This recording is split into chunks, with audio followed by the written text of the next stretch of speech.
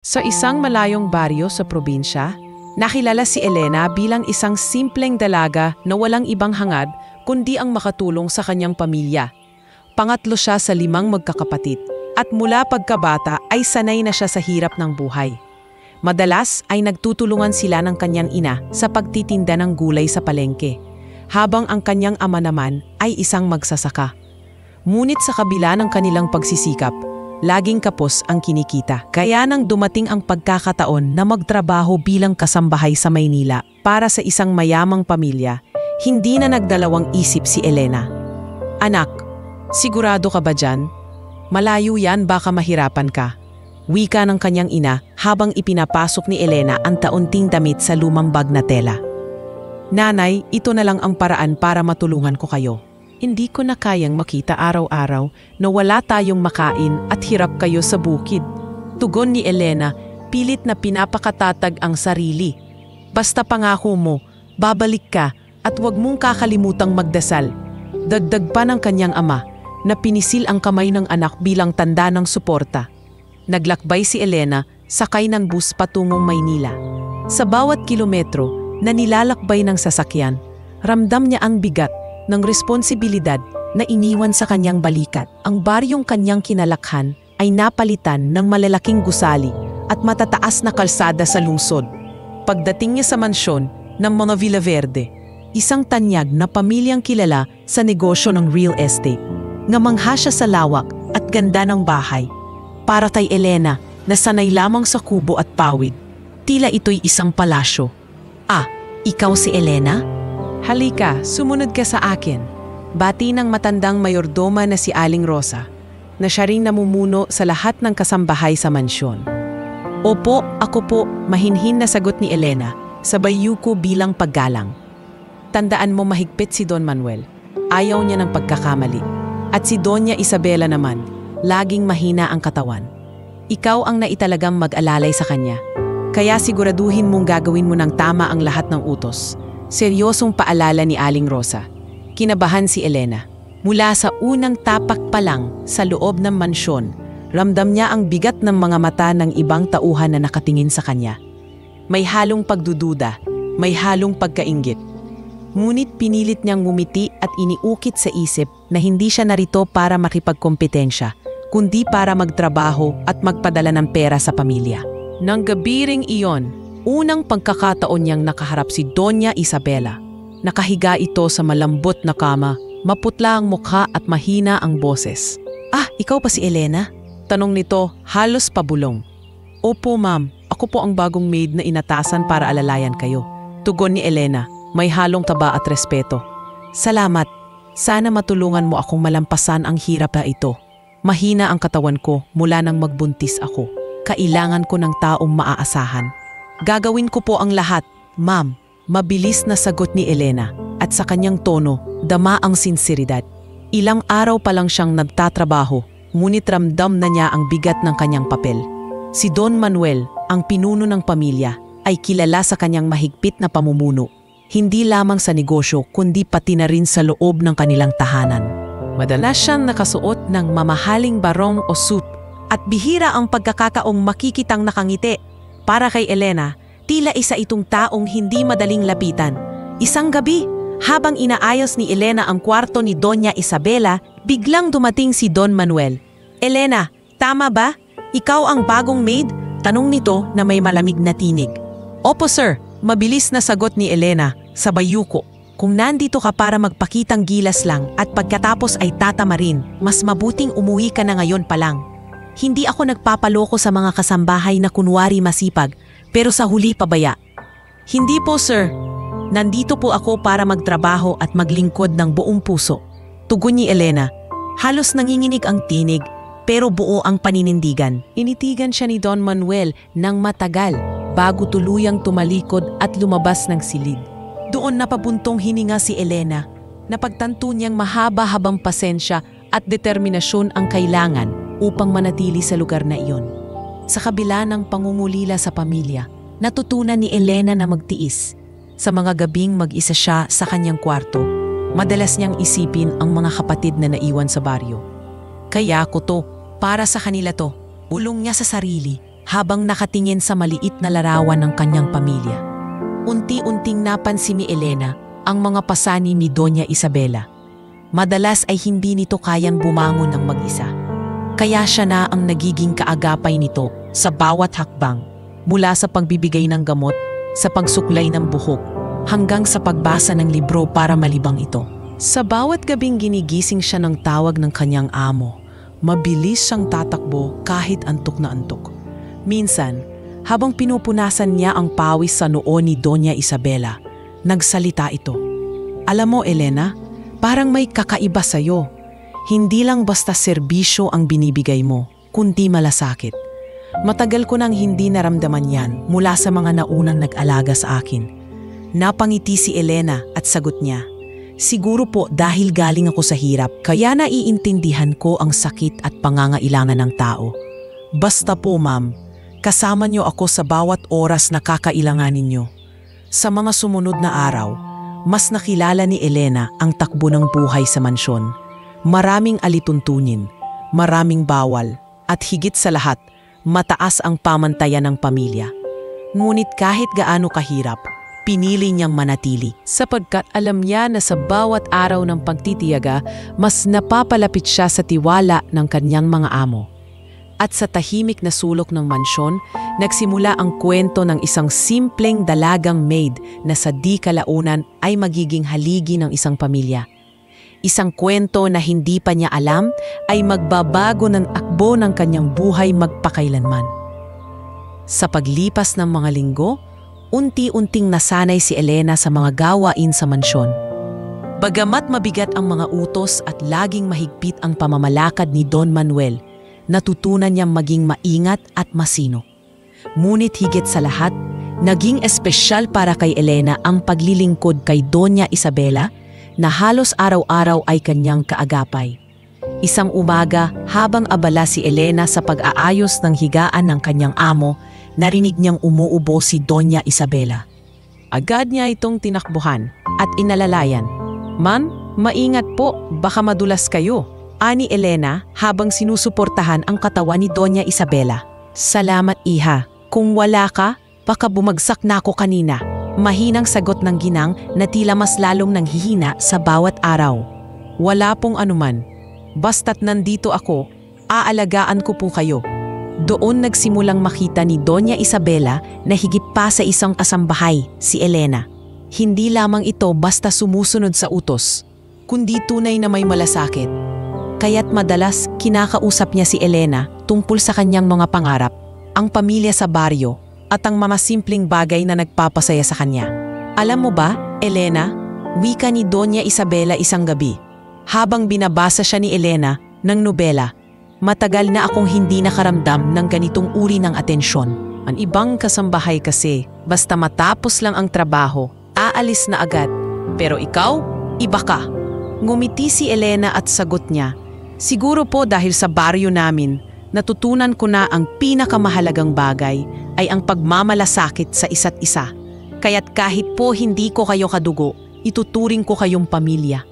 Dahil dito napansin ni Don Manuel na mas gumagaan ang loob ng kanyang asawa.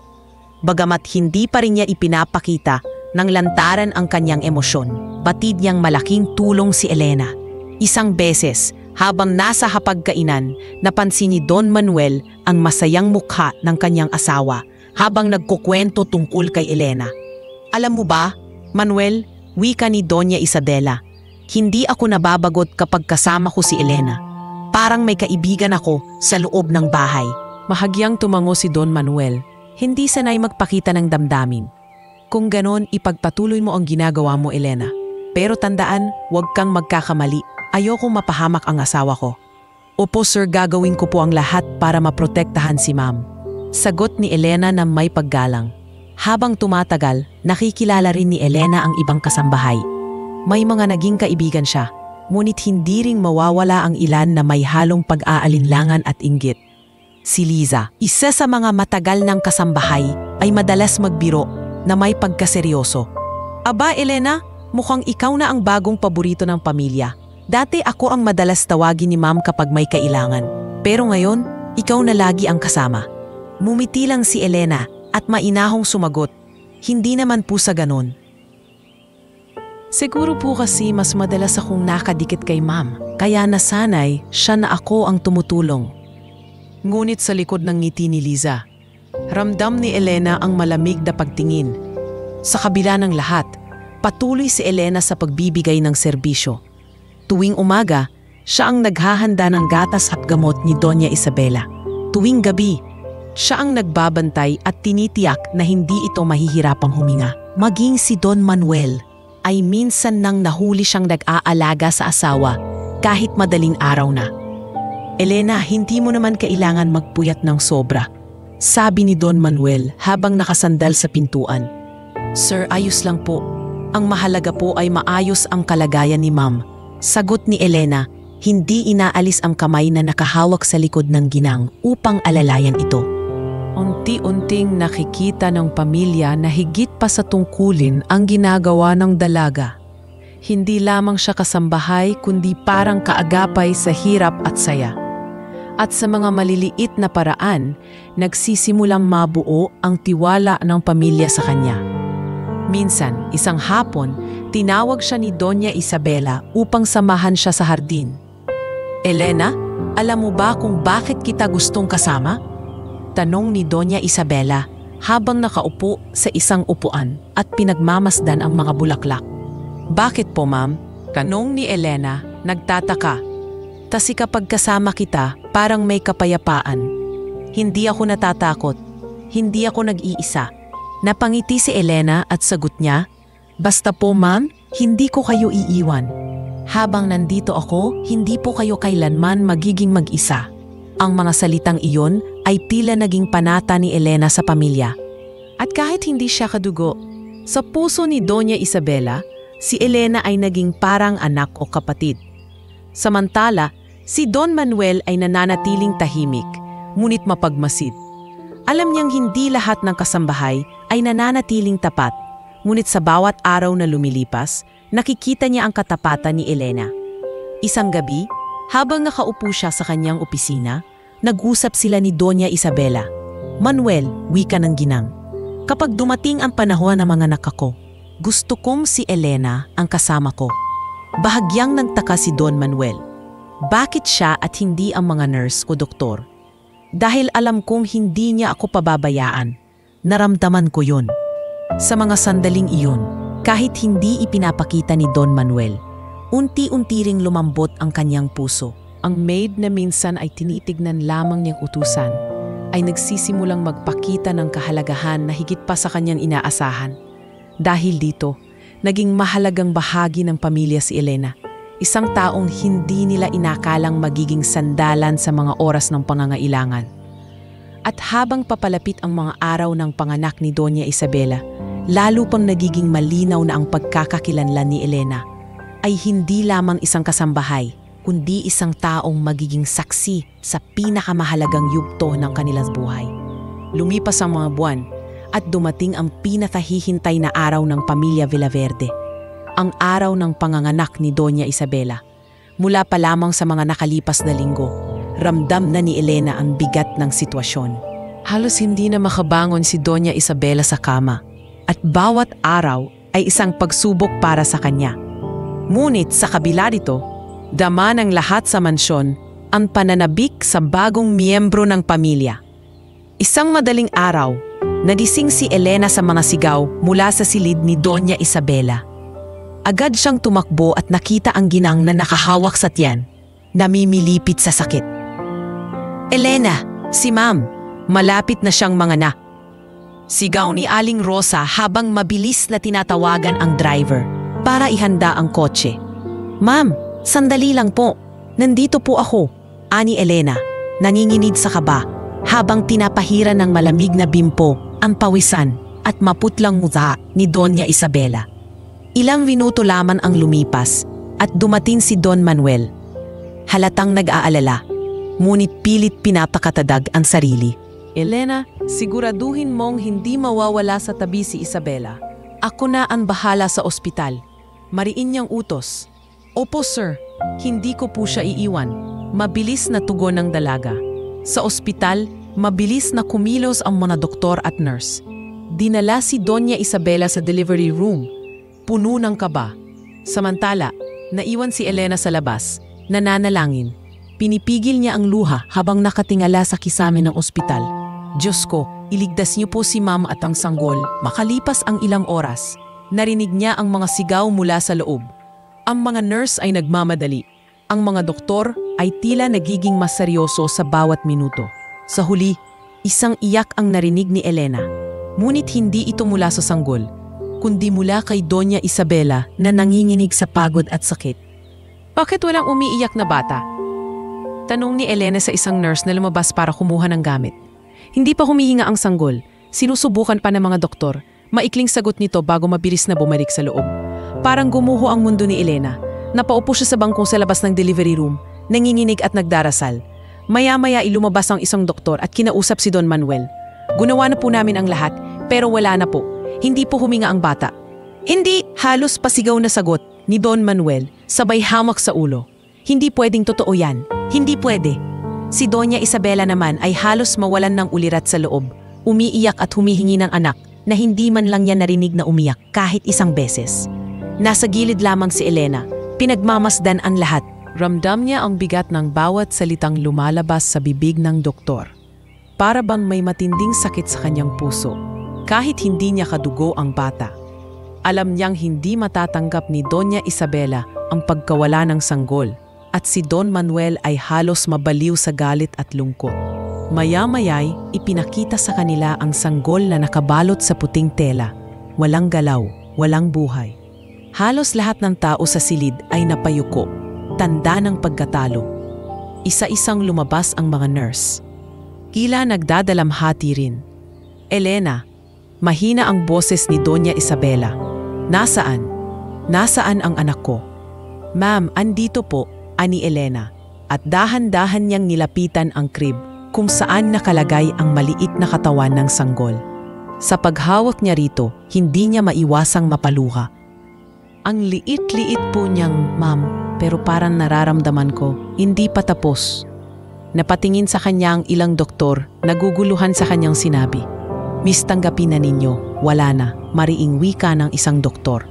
Lahat ng medikal na paraan ay ginawa na namin. Ngunit hindi nakinig si Elena. Sa kanyang isipan, bumalik ang alaala ng kanyang ina sa baryo. Isang hilot na maraming beses nang nakapagluwal ng bata. Naalala niya ang paulit-ulit na tinuturo ng kanyang ina. Kapag hindi humihinga, huwag agad sumuko. May paraan pa. Magdasal at kumilos. Hawak ang sanggol. Mahigpit na tinitigan ni Elena si Don Manuel at si Doña Isabela. Sir, ma'am, pasensya na po, pero pakiusap. Hayaan ninyo akong subukan.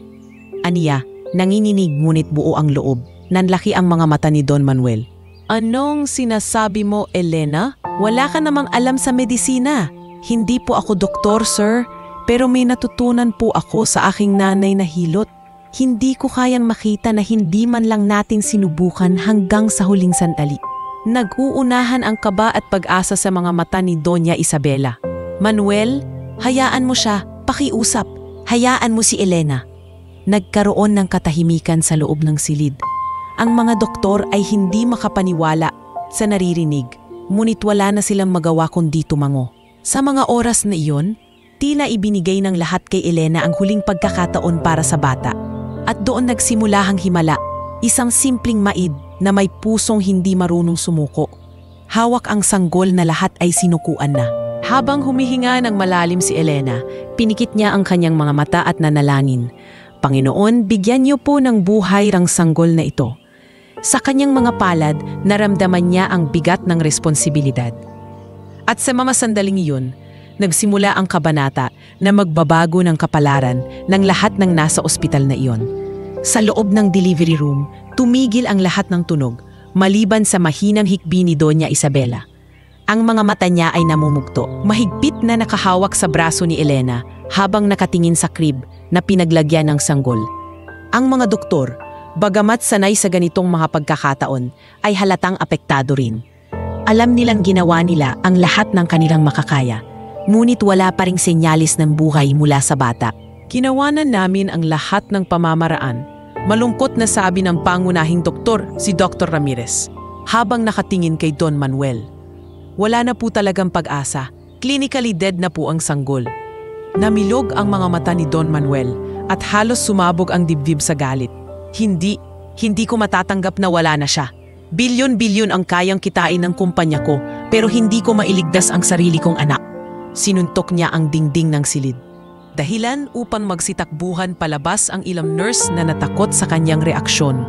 Elena, mahina, ngunit puno ng pighati ang boses ni Doña Isabela. Parang hindi ko kaya. Anak ko siya, hindi man lang niya narinig ang boses ko. Hinagkan niya ang kamay ng maid na halos mapiga sa higpit, tanda ng desperasyon. Nakaupo si Elena sa tabi ng kama. Nanginginig ang kamay habang pinagmamasdan ng sanggol na tila isa na lamang malamig na laruan. Sa kanyang dibdib, may namuong matinding awa at kalungkutan. Para bang hindi niya matanggap na ganoon na lamang ang kahihinatnan. Hindi na siya babalik. Bulong ng isa pang nurse habang ikinakandado na ang mga gamit na ginamit para sa resuscitation. Ihanda na ang papeles para sa death certificate. Nang marinig iyon ni Elena, ila may bumigat na bato sa kanyang dibdib. Nakita niya ang pagbagsak ng balikat ni Don Manuel, ang pag-iyak ng walang tunog ni Doña Isabela, at ang mga mukhang yumuyuko sa paligid. Ang buong silid ay tila binalutan ng ulap ng kawalan ng pag-asa. Kung talagang wala na, bakit ganito ang pakiramdam ko? Ulong ni Elena sa sarili, sabay yakap sa kanyang dibdib. Bakit parang may inig na nagsasabing huwag sumuko? Ngunit sa harap ng lahat, ang mga doktor ay nagdeklara ng formal. Time of death, 3:47 a.m. Malamig na sambit ni Dr. Ramirez habang itinatala sa kanyang papel. Ang tunog ng kanyang bolpen sa papel ay parang kutsilyong tumutusok sa puso ng bawat nakikinig. Sa puntong iyon, lumapit si Don Manuel kay Elena. Dalhin mo si Isabela sa kwarto. Hindi niya kayang manatili rito. Opo sir, mahina niyang sagot. Pinilit niyang buhatin ang katawan ni Doña Isabela na halos mawalan ng lakas sa sobrang pag-iyak. Tama na ma'am, magpahinga po muna kayo. Aniya habang marahang hinahaplos ang likod ng amo. Ngunit kahit paano niya sabihing, magpahinga, alam ni Elena na hindi kailanman matatahimik ang puso ng isang inang nawalan ng anak. Sa hallway ng ospital, habang dinadala nila si Doña Isabela pabalik sa kwarto, sumunod si Don Manuel na tahimik, ngunit halatang nanginginig ang mga kamay. Tumigil siya sandali at napatingala, pinipigilan ang luha. Hindi ko akalain darating ang araw na ganito. Pera, kapangyarihan, impluwensya, wala palang silbi kung hindi ko kayang iligtas ang pamilya ko. Nang marinig iyon, napalunok si Elena. Ramdam niya ang bigat ng bawat salita at lalo siyang nanalangin sa isip. Pagbalik sa silid, pinahiga niya si Doña Isabela. Elena, tawag ng ginang. Pakisabi kay Manuel, pakisabi sa kanya. Patawarin niya ako. Hindi ko naalagaan ang sarili ko ng maayos kaya ganito ang nangyari. Huwag niyo pong sisihin ang sarili niyo, ma'am. Sagot ni Elena, pinipigil ang sariling luha. Ginawa niyo po ang lahat para sa anak ninyo. Muli niyang narinig ang mga yabag ni Don Manuel papalapit. Nakaupo siya sa gilid ng kama, tahimik ngunit halatang durog ang puso. Inabot niya ang kamay ng kanyang asawa at mahigpit itong hinawakan. Isabela, hindi ko kayang makita kang ganyan. Huwag mong sisisihin ang sarili mo. Kasalanan ng kapalaran. Sa mga sumunod na oras, naglabasan ng iba pang doktor at tauhan ng ospital. Ang iba'y nagpakita ng pakikiramay. Ang iba na may abala sa pag-aasikaso ng mga papeles para sa formal na proseso. Ngunit kahit anong salita ng pakikiramay, hindi nito mapawi ang lungkot ng mag-asawa. Samantala, sa isang sulok ng silid, nakaupo si Elena, tahimik na nag-iisip. Ramdam niya ang pagod at panghihinayang. Sa kanyang mga mata, muling bumalik ang alaala ng kanyang ina, kung paanong may mga pagkakataon na kahit tila wala ng pag-asa, hindi ito sumusuko. Minsan, may mga sanggol na isinilang na mahina at halos hindi humihinga, ngunit nagbalik sa buhay sa tulong ng simpleng paraan at taimtim na panalangin. Bakit hindi ko man lang subukan? Tanong niya sa sarili, habang pinagmamasdan ang crib na iniwan ng mga doktor. Ngunit agad din niyang pinigilan ang sarili. Pero taano kung magalit si Sir Manuel? Paano kung mali ako? Gayunpaman, sa ilalim ng lahat ng pangungulila at katahimikan ng silid, may matinding tinig sa loob ng kanyang puso na hindi matahimik. Isang tinig na nagsasabing hindi pa tapos ang laban. Nang gabing iyon, habang lahat ay abala sa kanilang sariling kalungkutan, ramdam ni Elena na siya lamang ang hindi pa handang tanggapin ang sinabi ng mga doktor. At bagamat ang lahat ay yumuko na sa pagkawala, sa kanyang loob ay nagsisimulang mabuhay ang isang pag-asa na siya lamang ang may lakas ng loob na maniwala. At doon, habang lumulubog ang gabi at patuloy na umiiyak si Doña Isabela sa kanyang unan, nagsimulang mag-alab ang diwa ng isang simpleng maid na handang suwayin ang imposible. Isang apoy na sa mga susunod na sandali ay magiging susi sa isang himala na hindi malilimutan ng lahat. Habang nanatiling tahimik ang buong silid, maririnig lamang ang paghikbi ni Doña Isabela at ang bigat ng buntong hininga ni Don Manuel. Sa tabi ng crib, nakahiga pa rin ang sanggol, walang galaw, malamig, at tila inabandona ng lahat ng pag-asa. Ang mga doktor ay nagsimulang maglabas ng kanilang tagamitan, tanda na tapos na ang kanilang trabaho. Ngunit para kay Elena, hindi iyon ang katapusan. Marahas niyang pinunasan ang kanyang mga luha at lumapit sa crib. Ang kanyang mga kamay ay nanginginig, ngunit pinilit niyang buhatin ang sanggol. Sa unang hawak niya pa lang, ramdam niya ang bigat ng buhay na halos mawalan ng saysay.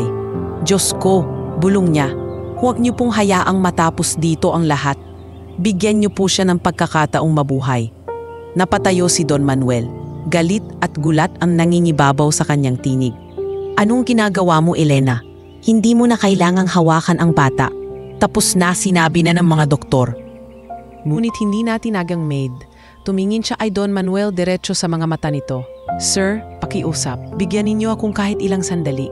Hayaan ninyo akong subukan. Subukan? Halos pasigaw na sagot ni Don Manuel. Hindi ka doktor. Paano kung lalo mo lang siyang masira?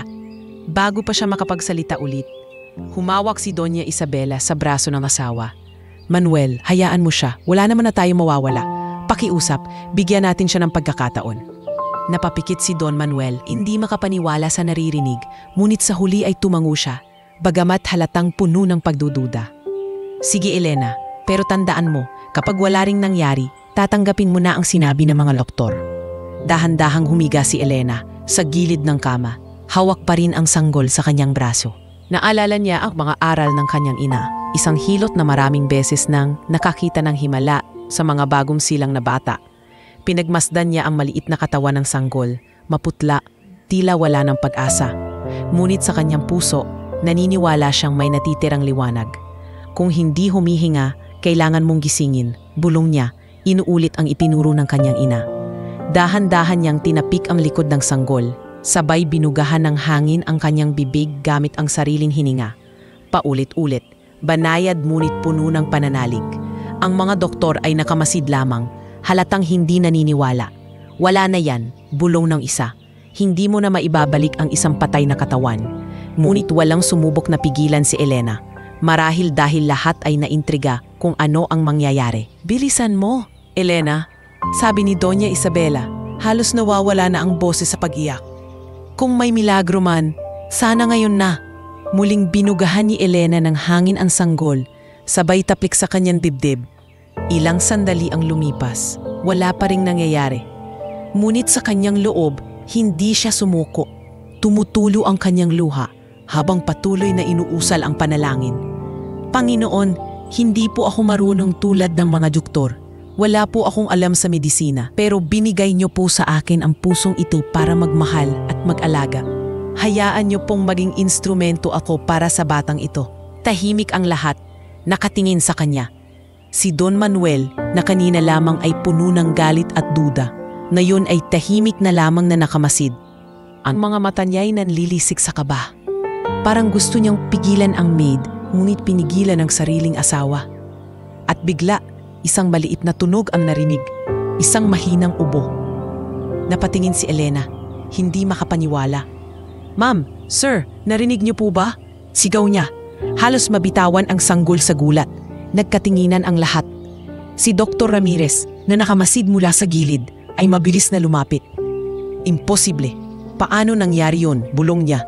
habang tinitignan ang maliit na katawan ng bata. Muli, binugahan ni Elena ng hangin ang sanggol.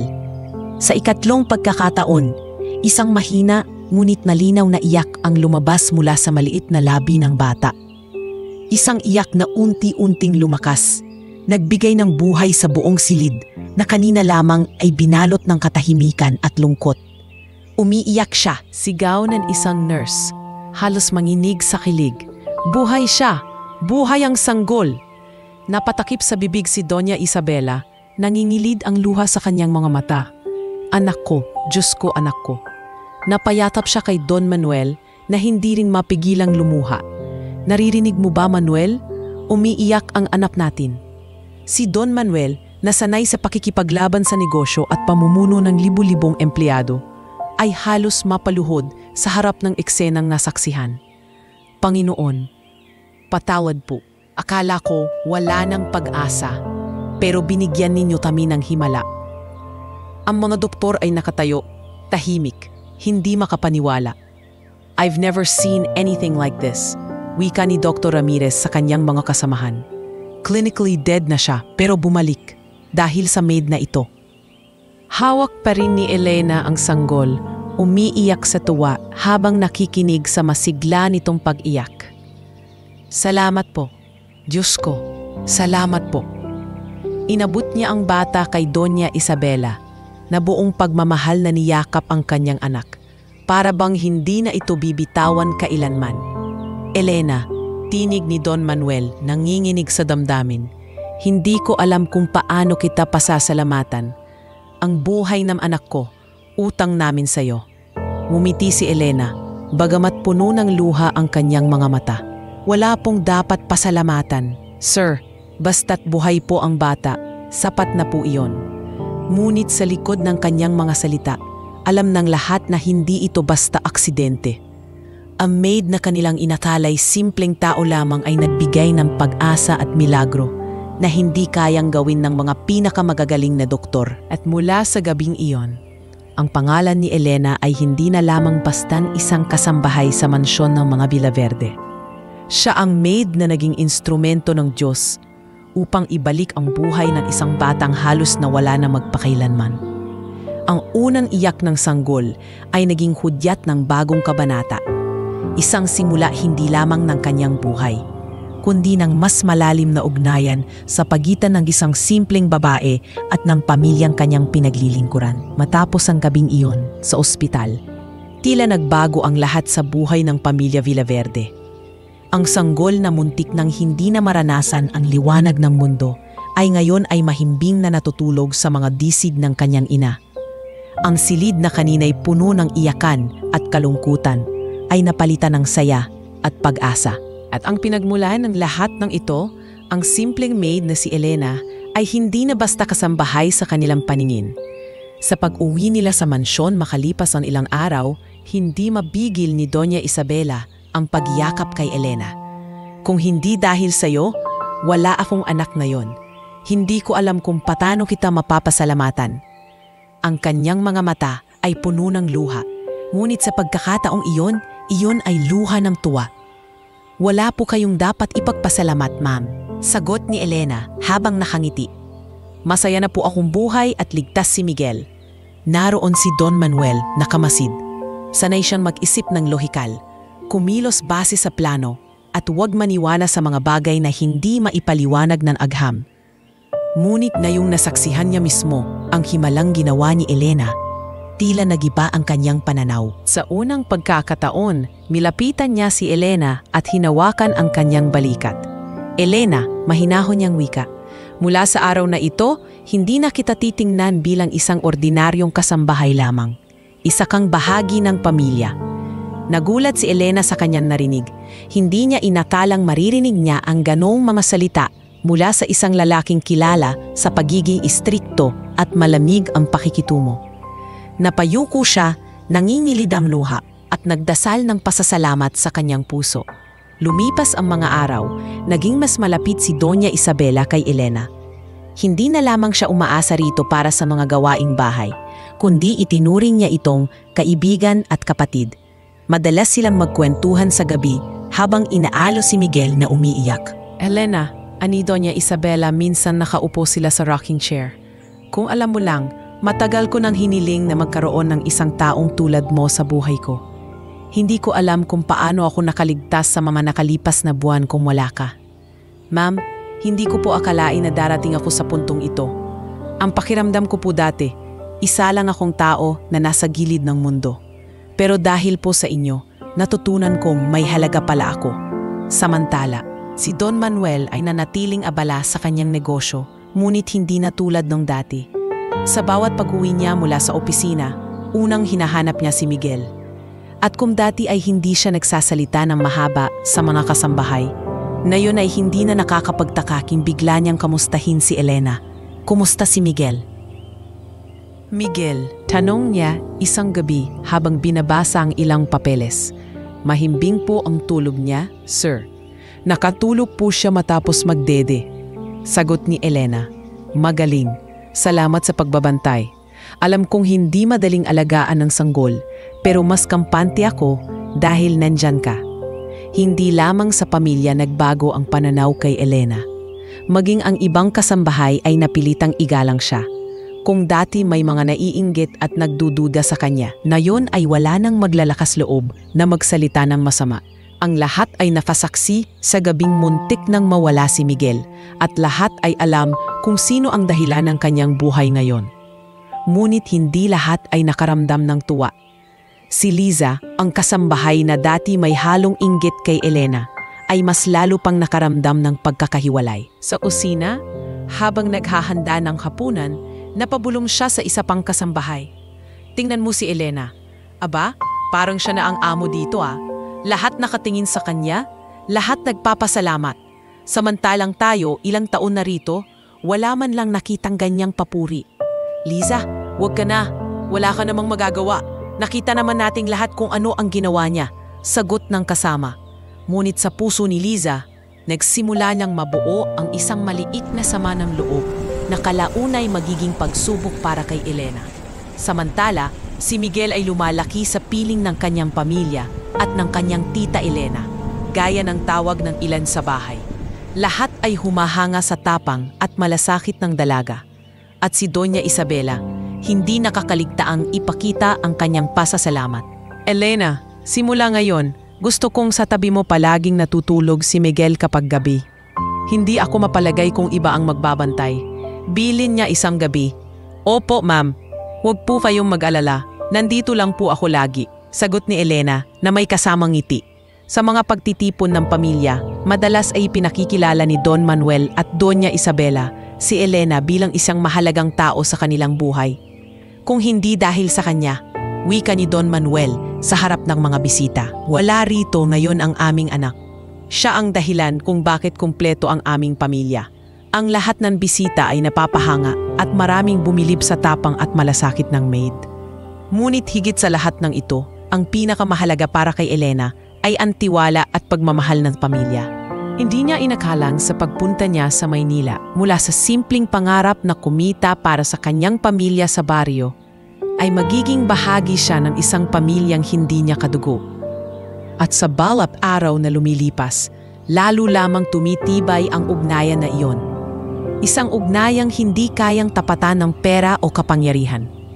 Sa gitna ng lahat ng pagbabagong ito, malinaw na nagsisimula pa lamang ang paglalakbay ni Elena sa piling ng pamilya Villaverde.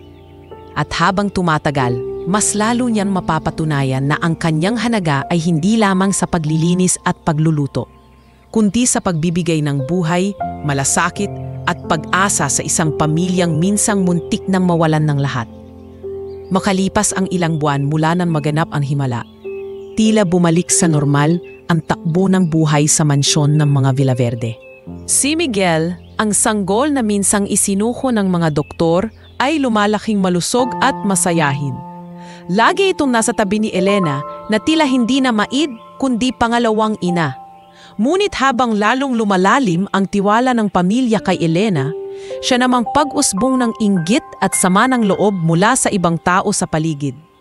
Isang umaga, habang abala si Elena sa pagpapadede kay Miguel, narinig niya ang bulungan ng dalawang kasambahay sa kusina. Alam mo, sobra na yang si Elena. Bulong ni Liza, ang kasambahay na matagal nang may tinatagong hinanakit. Akala mo kung sino, halos siya na ang may-ari ng mansyon. Ano lang ba siya? Maid lang naman. Tama ka, pero hindi ba't siya talaga ang nagligtas kay Miguel? Nakita naman nating lahat. Sagot ng isa na tila nais kumalma ang sitwasyon.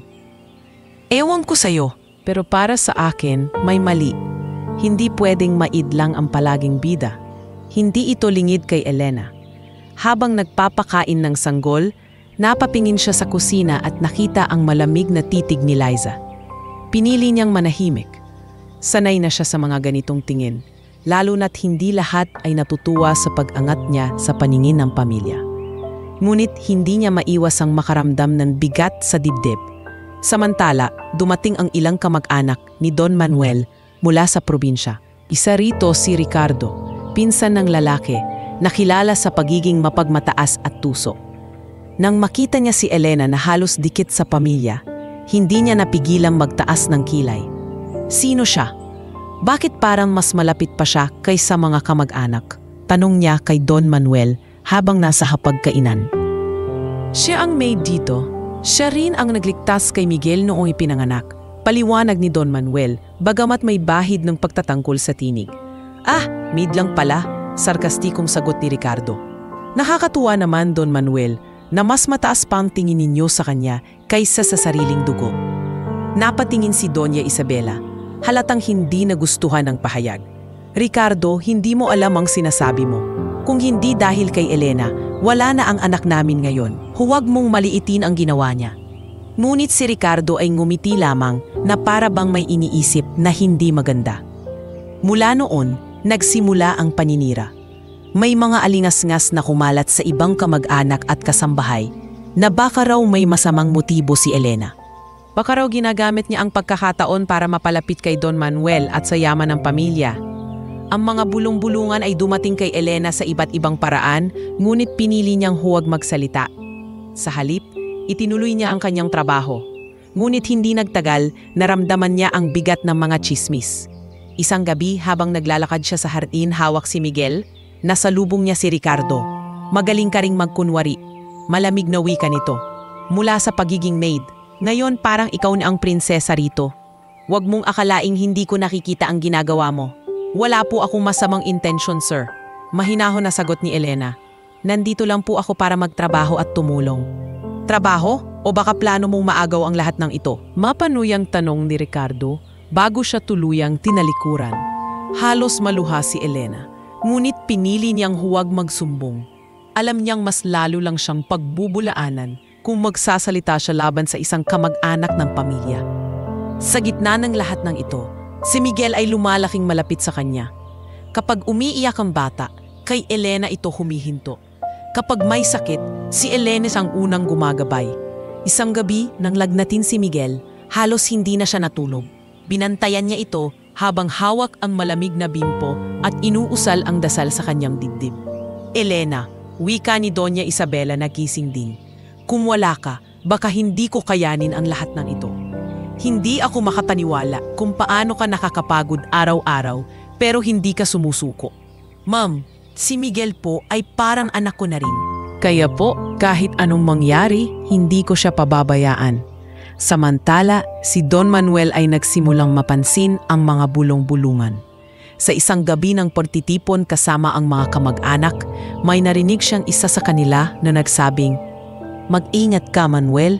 Hindi mo alam, baka ginagapang ka na ng maid na yan." Sa pagkakataong iyon, tumayo si Don Manuel at mariing sinabi, "Tama na ang mga ganyang salita. Huwag niyong babastusin ang taong nagligtas sa anak ko. Kung may utang kaming buhay, kay Elena yon." Tumahimik ang lahat. Sa unang pagkakataon, ipinakita ni Don Manuel ang kanyang matinding pagtitiwala sa maid. Ngunit kasabay nito, nag-ugat ng mas malalim ang sama ng loob ni Ricardo at ng ilang kamag-anak na hindi matanggap ang bagong posisyon ni Elena sa pamilya. Sa mga sumunod na linggo, dumami ang pagsubok.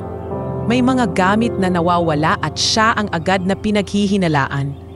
May mga kasambahay na biglang nag-iba ang tingin sa kanya, dala ng impluwensya ng inggit at tsismis. Ngunit sa kabila ng lahat, nanatiling tahimik si Elena. Hindi niya kailanmang iniwan ang kanyang tungkulin, lalo na't si Miguel ay lumalaking nakatingin sa kanya bilang ligtas na kanlungan. At sa bawat gabing lumilipas, ramdam ni Elena na hindi pa tapos ang mga hamon. Alam niyang darating pa ang mas mabibigat na pagsubok, hindi lamang mula sa labas, kundi mula mismo sa loob ng mansyon. Ngunit sa kanyang puso, malinaw ang kanyang panata.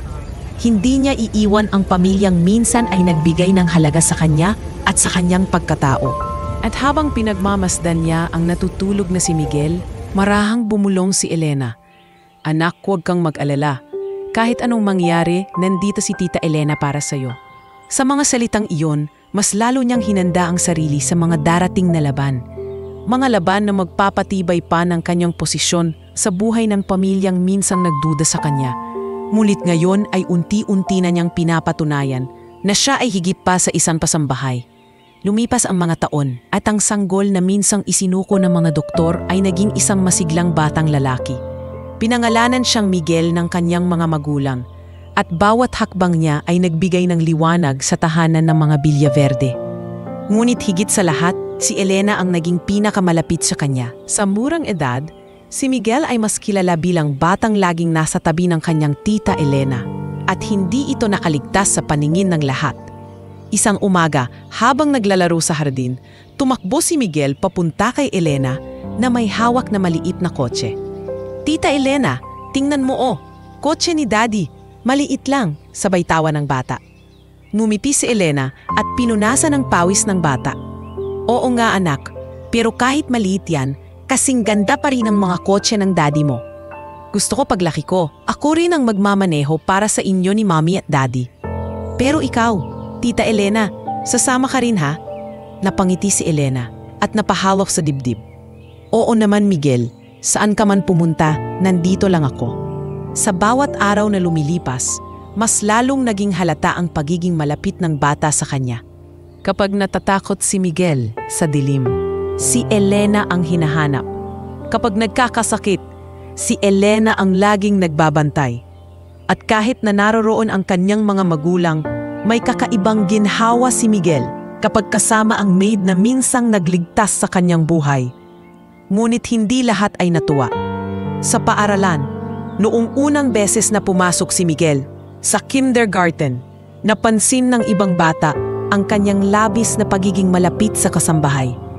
Isang araw, pag-uwi niya, umiiyak siyang tumakbo papinta kay Elena.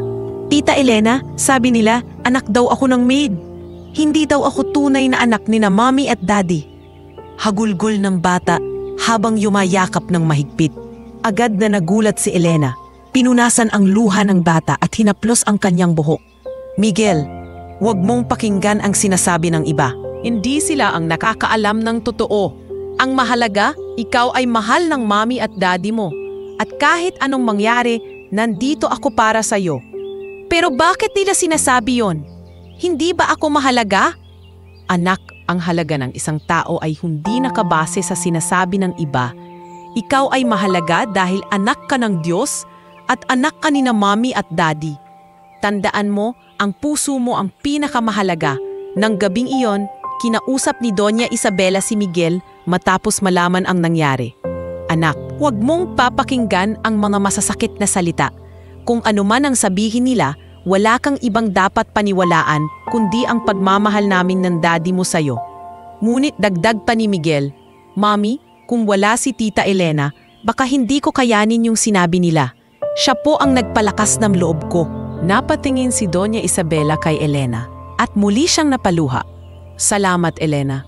Kung wala ka, baka hindi rin ako matatag sa mga oras na ganito." Samantala, si Don Manuel na unti-unting lumalambot ang puso ay nagbigay ng malinaw na bilin kay Elena. "Salamat sa lahat ng ginagawa mo para kay Miguel. Alam kong hindi madali ang palaging nasa tabi niya. Pero sana, hindi mo siya pabayaan. Ang anak ko ay mahina pa ang puso sa mga salita ng tao." "Opo sir, hindi ko po siya iiwan. Pangako." Habang lumalaki si Miguel, lalo siyang humahanga kay Elena. Madalas ay magkasama silang nagbabasa ng libro naglalaro sa hardin o naglalakad sa paligid ng mansyon. Para sa kanya, si Elena ay hindi lamang kasambahay, kundi guro, kaibigan at pangalawang ina. Alam mo, Tita Elena, sabi ni Miguel isang gabi habang nakahiga sa kanyang kama, paglaki ko, ipagmamalaki kita.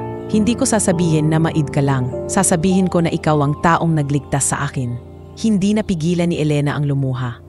Miguel, hindi mo kailangan ipagmalaki ako. Ang mahalaga, mabuti kang tao paglaki mo. Pero gusto ko talaga, tita. Gusto kong ipakita sa lahat na ikaw ang bayani ko. Ngunit kasabay ng paglaki ni Miguel ang mas lalong pagsubok kay Elena. Lalo na't hindi pa rin natatapos ang mga bulong-bulungan sa loob ng mansyon. May mga nagsasabing sobra na ang impluensya ng maid sa pamilya at baka dumating ang araw na gamitin niya ito sa maling paraan. Ngunit sa kabila ng lahat, pinatunayan ni Elena sa pamamagitan ng gawa at malasakit na ang kanyang layunin ay tanging kabutihan lamang. Isang beses nagkasakit si Miguel ng matindi. Mataas ang kanyang lagnat at hindi mapababa ng kahit anong gamot. Halos mawala ng pag-asa ang mga nurse at kasambahay. Ngunit si Elena ay hindi natitinag. Gabi-gabi siyang nagdarasal at hindi iniiwan ang tabi ng bata. Sa bawat haplos at bawat dasal niya, tila nahihimasmasan si Miguel hanggang sa tuluyan siyang gumaling. Nang makita ni Don Manuel ang eksenang iyon, napabuntong hininga siya.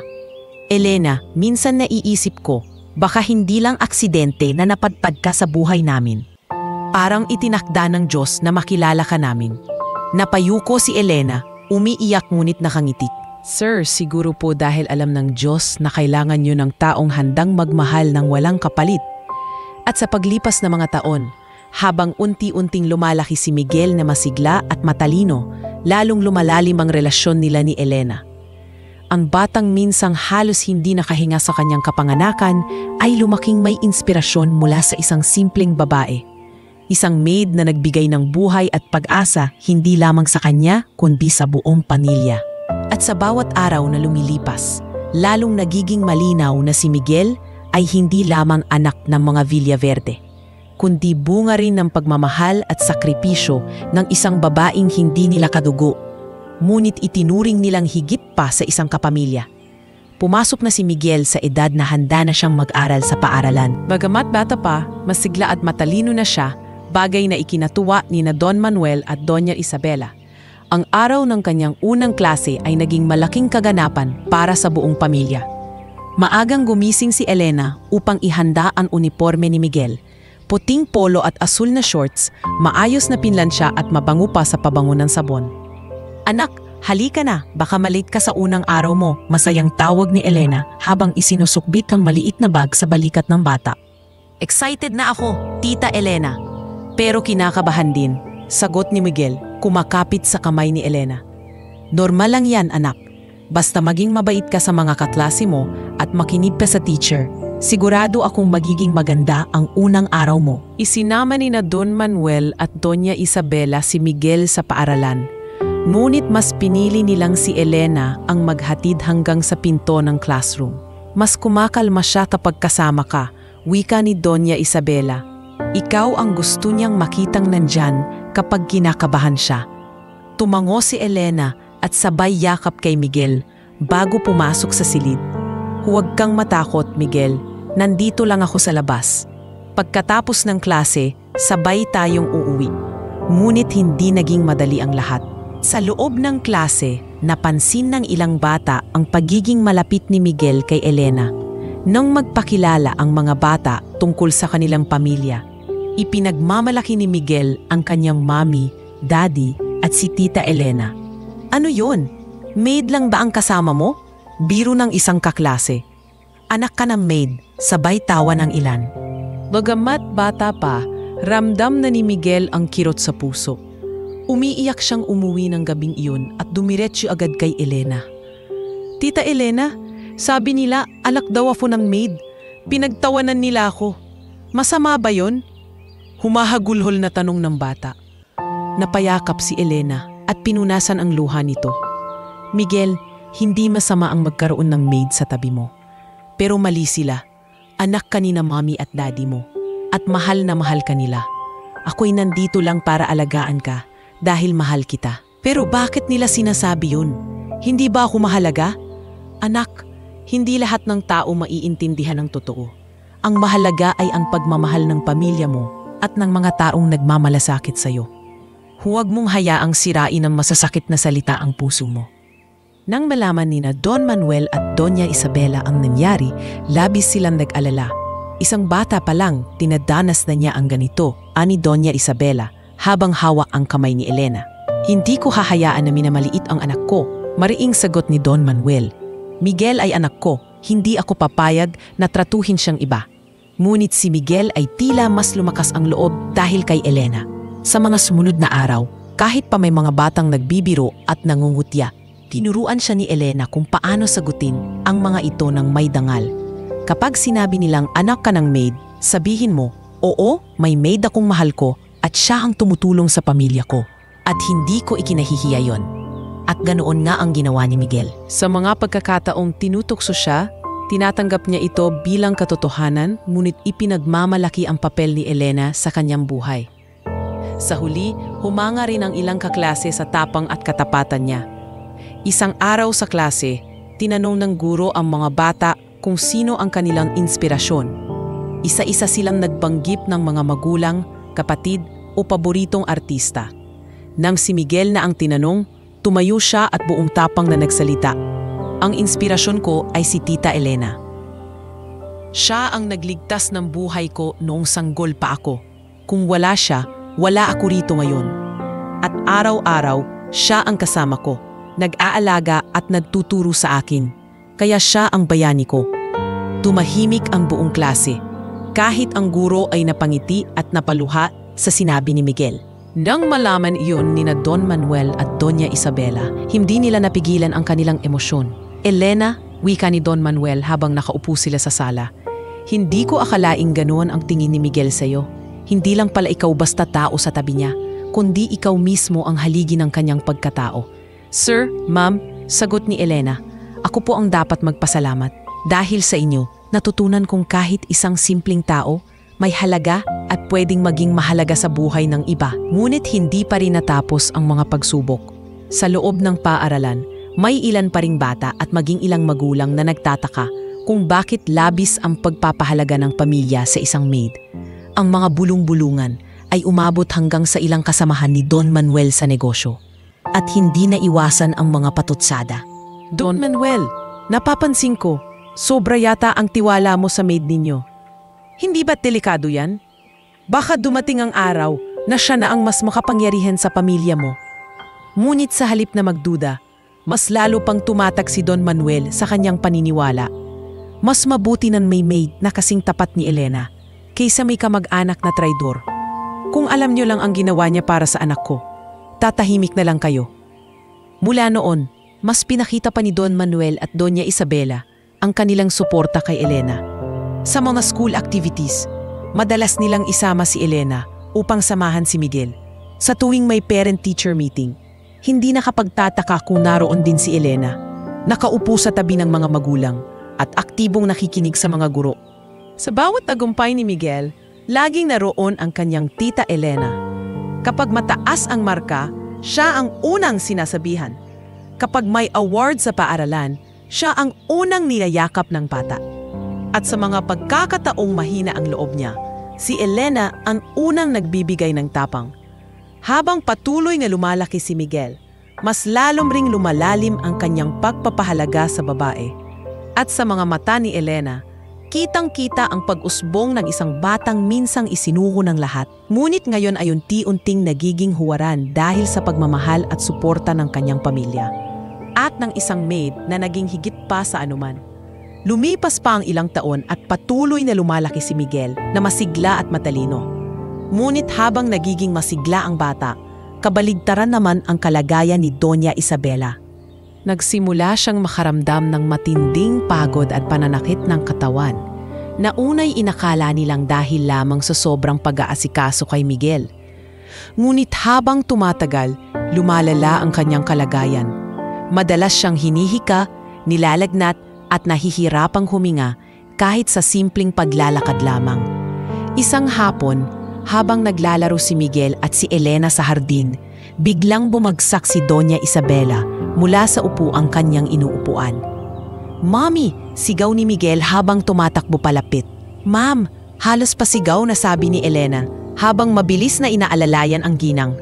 Maputla ito at nanginginig, halos mawala ng malay. Mabilis na dumating si Don Manuel at agad itong dinala sa ospital. Sa emergency room, habang nakahiga si Doña Isabela, hinawakan ni Elena ang kanyang kamay. "Ma'am, huwag po kayong bibitaw. Nandito po kami ni Miguel." Lumapit ang doktor kay Don Manuel matapos ang ilang pagsusuri. "Don Manuel, kailangan nating aminin na mahina ang katawan ng asawa ninyo. May komplikasyon siya sa baga at kailangan ng mahabang gamutan. Hindi ito simpleng sipon o hika lamang." Nanlumo si Don Manuel, tila muling bumalik ang takot na naranasan niya noong ipinanganak si Miguel. "Gawin ninyo ang lahat. Huwag niyong hayaang mawala siya sa amin." Sa mga araw na iyon, naging sandigan ng pamilya si Elena. Habang si Don Manuel ay abala sa pag-aasikaso ng ospital at negosyo, si Elena naman ang tumayong haligi sa bahay. Siya ang nag-alaga kay Miguel. Siya rin ang nagbantay kay Doña Isabela sa mga gabing mahirap ang paghinga nito. Sa tuwing pinapawisan ng malamig si Doña Isabela, siya ang mabilis na nag-aabot ng gamot at tubig. "Elena," mahinang sabi ng ginang isang gabi habang nakahiga sa ospital, "kung wala ka, hindi ko alam kung paano ko kakayanin. Salamat at nandyan ka. Huwag po kayong magsalita ng ganyan. Ma'am, hindi ko po kayo iiwan. Magiging malakas po kayo ulit." "Para kay Miguel," sagot ni Elena, pinipilit na huwag umiyak. Ngunit hindi naging madali ang lahat. May mga pagkakataong nawawalan ng pag-asa si Don Manuel. Sa kanyang opisina sa ospital, nakaupo siya habang hawak ang ulo. Dumating si Elena dala ang pagkain. "Sir, kumain po muna kayo. Hindi po kayo pwedeng magutom," sabi niya. "Elena," sagot ni Don Manuel, "sa tuwing nakikita kong nahihirapan si Isabela, para akong pinapatay ng paulit-ulit. Hindi ko kayang mawala siya. Sir, kailangan niyo pong maging matatag. Kayo po ang sandalan ni Ma'am at ni Miguel. At kung kailangan ninyo ng katuwang, nandito po ako." Ang mga salitang iyon ay tila nakapagpagaan ng kalooban ni Don Manuel. Bagamat kilala siya bilang isang matatag na tao, sa mga oras ng kahinaan ay si Elena ang kanyang napupuntahan. Samantala, si Miguel na bata pa lamang ay nagsimulang makaramdam ng takot. "Tita Elena, mamamatay ba si Mommy?" Tanong nito habang nakaupo sa kanyang kandungan. "Hindi anak, lalaban si Mommy at hindi siya nag-iisa. Nandito tayo para sa kanya," sagot ni Elena, sabay halik sa noo ng bata. Habang tumatagal ang gamutan, nagsimula ring kilalanin ng mga doktor si Elena. Sa tuwing pumapasok sila sa silid, nakikita nilang siya ang nag-aayos ng kama. Siya ang nag-aabot ng gamot. Siya ang nagtatala ng mga sintomas ni Doña Isabela. "Hindi ka ba nurse?" tanong ng isang doktor. "Hindi po, Dok. Maid lang po ako." "Kung ganon, isa kang natatanging maid. Ang malas ng pamilya kung wala ka."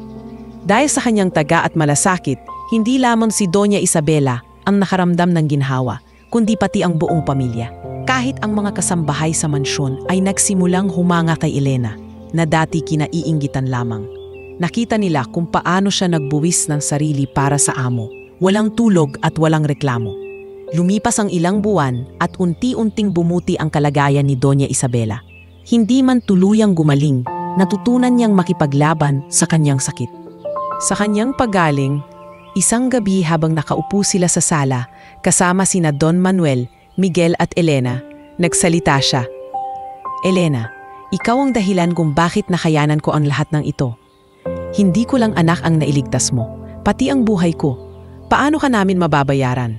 Mumiti lamang si Elena at sagot niya, "Ma'am, sapat na pong makita kong masaya at buo ang pamilya ninyo."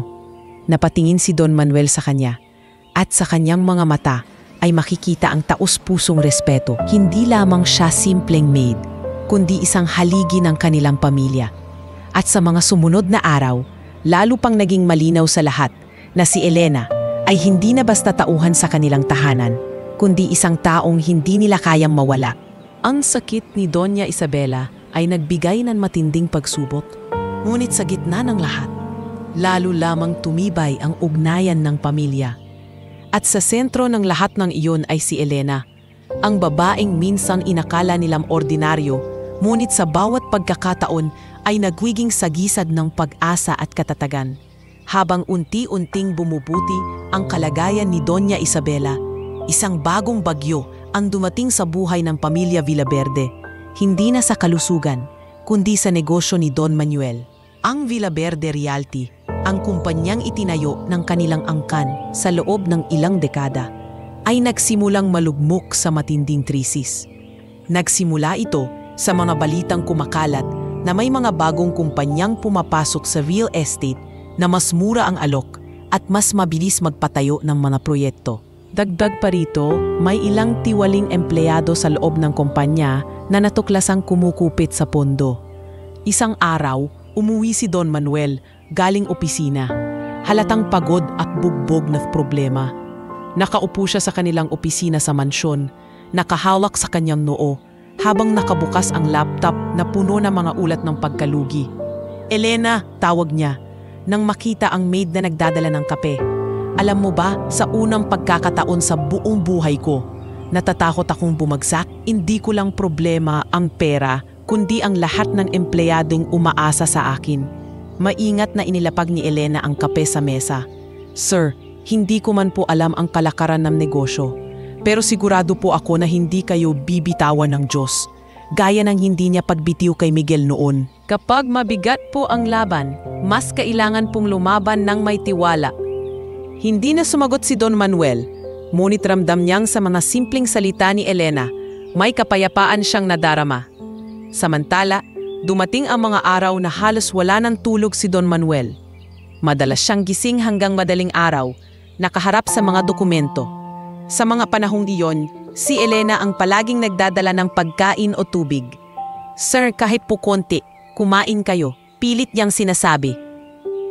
"Elena, paano kung tuluyang malugi ang kumpanya? Ano na lang ang mangyayari kay Isabela, kay Miguel?" tanong ni Don Manuel. Ramdam ang bigat sa kanyang tinig. "Sir, huwag niyo pong isipin na kayo lang ang laban dito. Nandito po si Ma'am, si Miguel, at pati po ako. Kung ano man po ang mangyari, hindi kayo nag-iisa." Habang si Don Manuel ay nakikipaglaban sa negosyo, si Elena naman ang nagpatuloy sa pagpapanatili ng katahimikan sa tahanan. Siya ang nagpakalma kay Doña Isabela na halos ma-stress sa balita ng kumpanya. Siya rin ang nagpakita ng lakas kay Miguel, na minsang nagtanong sa kanyang ama, "Daddy, bakit palagi ka nalang pagod? Bakit hindi ka na nakikipaglaro sa akin?" Napabuntong hininga si Don Manuel at umupo sa tabi ng anak. "Anak, marami lang problema si Daddy, pero hindi ibig sabihin nun, hindi kita mahal." Si Elena ang sumalo sa mga salitang hindi kayang sabihin ni Don Manuel. "Miguel, minsan kailangan ng daddy mo na maging matatag para sa lahat. Pero hindi ibig sabihin nun, hindi na siya para sa'yo. Kaya habang abala siya, ako ang lalaro sa'yo." Sa kabilang banda, hindi rin nawalan ng mga kaaway si Don Manuel sa negosyo.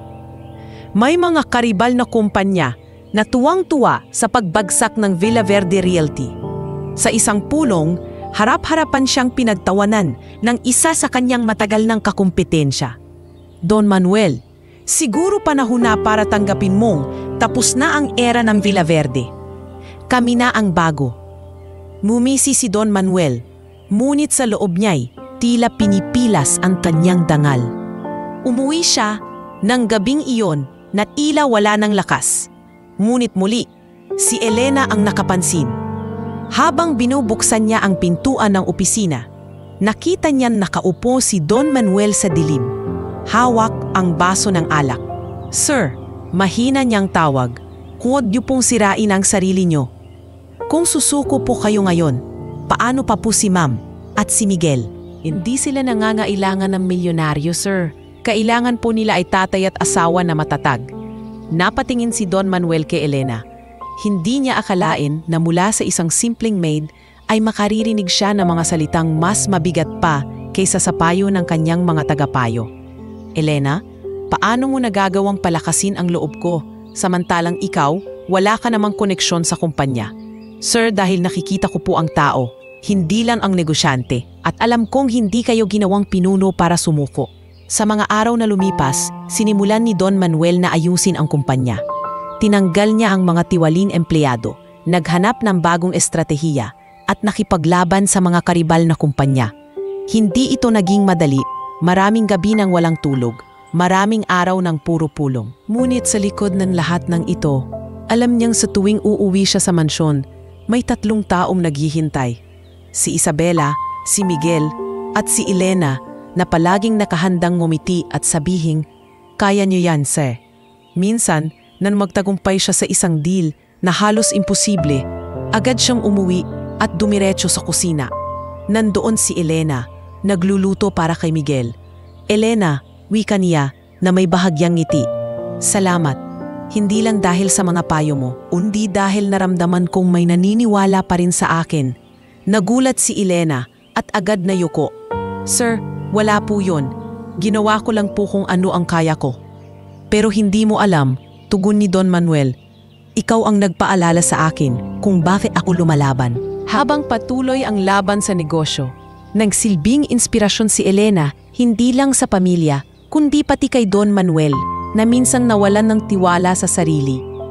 At kahit hindi siya bahagi ng kumpanya, naging malinaw na siya ay haligi ng kanilang katatagan.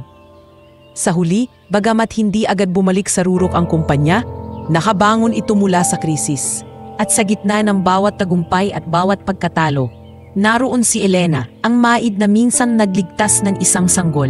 At ngayon ay nagiging ilaw sa isang negosyanteng muntik ng magapi ng sariling mga takot. Sa kabila ng unti-unting pagbangon ng kumpanya ni Don Manuel at ang muling pagbalik ng kapayapaan sa mansyon, hindi pa rin nawawala ang mga taong may masamang hangarin. Sa pagkakataong ito, ang panganib ay hindi na mula sa labas ng negosyo, kundi mula mismo sa loob ng pamilya, mula kay Ricardo, ang pinsan ni Don Manuel na matagal nang nagtatanim ng galit at inggit. Si Ricardo ay kilalang mapaghangad. Bata pa lang sila ni Don Manuel, laging naguumpugan ang kanilang mga ambisyon. Habang si Don Manuel ay nagsikap at nagtagumpay sa negosyo, si Ricardo naman ay nalubog sa utang at mas piniling makipagsapalaran sa mga mapanlinlang na gawain. Kaya't nang makita niyang muling bumangon ang kumpanya ng pinsan, mas lalo siyang nag-init at naghahanap ng paraan para pabagsakin ito. Isang gabi, dumating si Ricardo sa mansyon, dala ang ngiting puno ng pagkukunwari. "Manuel, Isabela," bati niya, "naparito ako para bumisita at makita rin si Miguel." "Ang laki-laki na pala ng bata." "Ricardo," sagot ni Don Manuel na malamig ang tinig, "bihira kang ang bumisita. Ano na naman ang pakay mo?" "Aba pinsan, hindi ba't pwede namang walang dahilan? Pamilya tayo. At saka gusto ko ring magpasalamat dahil kahit papaano, tinutulungan mo pa rin ako dati." Ngunit habang magalang sa harap ng mag-asawa, iba ang kanyang ikinikilos sa mga kasambahay. Nang makita niyang dumaan si Elena, hawak si Miguel, agad siyang nagbago ng mukha. Siya pala ang sinasabi nilang maid na bida dito? Mapanuyang tanong ni Ricardo. Nakakatuwa. Ang isang kasambahay, parang naging prinsesa ng pamilya Villaverde. Tahimik na ngumiti si Elena, ngunit halata ang kirot sa kanyang dibdib. "Sir, ginagawa ko lang po ang tungkulin ko." "Sa bagay, magaling kang magkunwari," dagdag pa ni Ricardo bago siya tumalikod. Simula noon, nagsimula na ang kanyang paninira. Una, kumalat ang tsismis na ninanakawan daw ni Elena ang pamilya. Ayon kay Ricardo, may mga nawawala raw na alahas at pera, at lagi raw nasa paligid si Elena tuwing nangyayari ito. Ang ilan sa mga kasambahay, dala ng inggit at takot, ay naniniwala. Baka nga totoo, bulong ni Liza kay isang kasamang maid. Kung tutusin, masyado na siyang malapit sa pamilya. Baka ginagamit lang niya yun para magnakaw. Isang gabi, hinarap ni Ricardo si Don Manuel. "Pinsan, hindi ko lang alam kung paano ko sasabihin, pero baka may masamang motibo ang maid mo. Nabalitaan ko na may nawawala sa mga gamit ni Isabela. Baka siya ang dahilan." Nagulat si Don Manuel, ngunit hindi agad naniwala. "Ricardo, mag-ingat ka sa sinasabi mo. Kung wala kang patunay, huwag mong pagbintangan si Elena. Hindi siya ganon. Hindi ba't masyado na siyang nakaka-impluwensya sa inyo? Pati si Miguel, mas malapit na yata sa kanya kaysa sa sariling magulang. Paano kung ginagamit lang niya ang bata para mapalapit sa yaman ninyo?" Dagdag ni Ricardo na may halong panunukso. Ngunit bago pa makasagot si Don Manuel, biglang pumasok si Miguel at yumakap kay Elena. "Daddy, huwag mong pagalitan si Tita Elena. Siya ang nag-aalaga sa akin. Kung wala siya, hindi ko kaya." Napatigil si Ricardo at napatingin kay Don Manuel. Kitang-kita ng lahat ang sinseridad ni Miguel. Dumating din si Doña Isabela at mariin nagsalita. "Ricardo, tigilan mo na ang paninira kay Elena. Kung may ninakaw siya, bakit wala ni isang gamit akong nawawala? Lahat ng mahalaga sa akin, si Elena pa mismo ang nagbabantay. At higit sa lahat, buhay ng anak ko ang ibinigay niya sa akin. Kaya kung may dapat kaming pagdudahan, hindi si Elena iyon, kundi ang mga taong nagsasabi ng kasinungalingan." Sa pagkakataong iyon, natigilan si Ricardo. Ngunit hindi siya basta sumuko. Kinausap niya si Liza at iba pang kasambahay upang sirain pa si Elena. Ngunit nabunyag ang kanyang mga plano ng isang gabi. Mahuli siya mismo ni Don Manuel habang nagbibigay ng pera kay Liza kapalit ng pagsisinungaling laban kay Elena. "Ricardo," galit na sigaw ni Don Manuel, "hindi ko akalaing darating ka sa ganitong kababaan. Sa dugo at pamilya ko pa manggagaling ang traidor?" Halos mawala ng mukha si Ricardo. "Manuel, hindi ko sinasadya. Tumigil ka! Hindi mo ba alam kung ilang beses na kaming sinubok bilang pamilya? Kung hindi kami bumitaw noon, lalo na ngayon.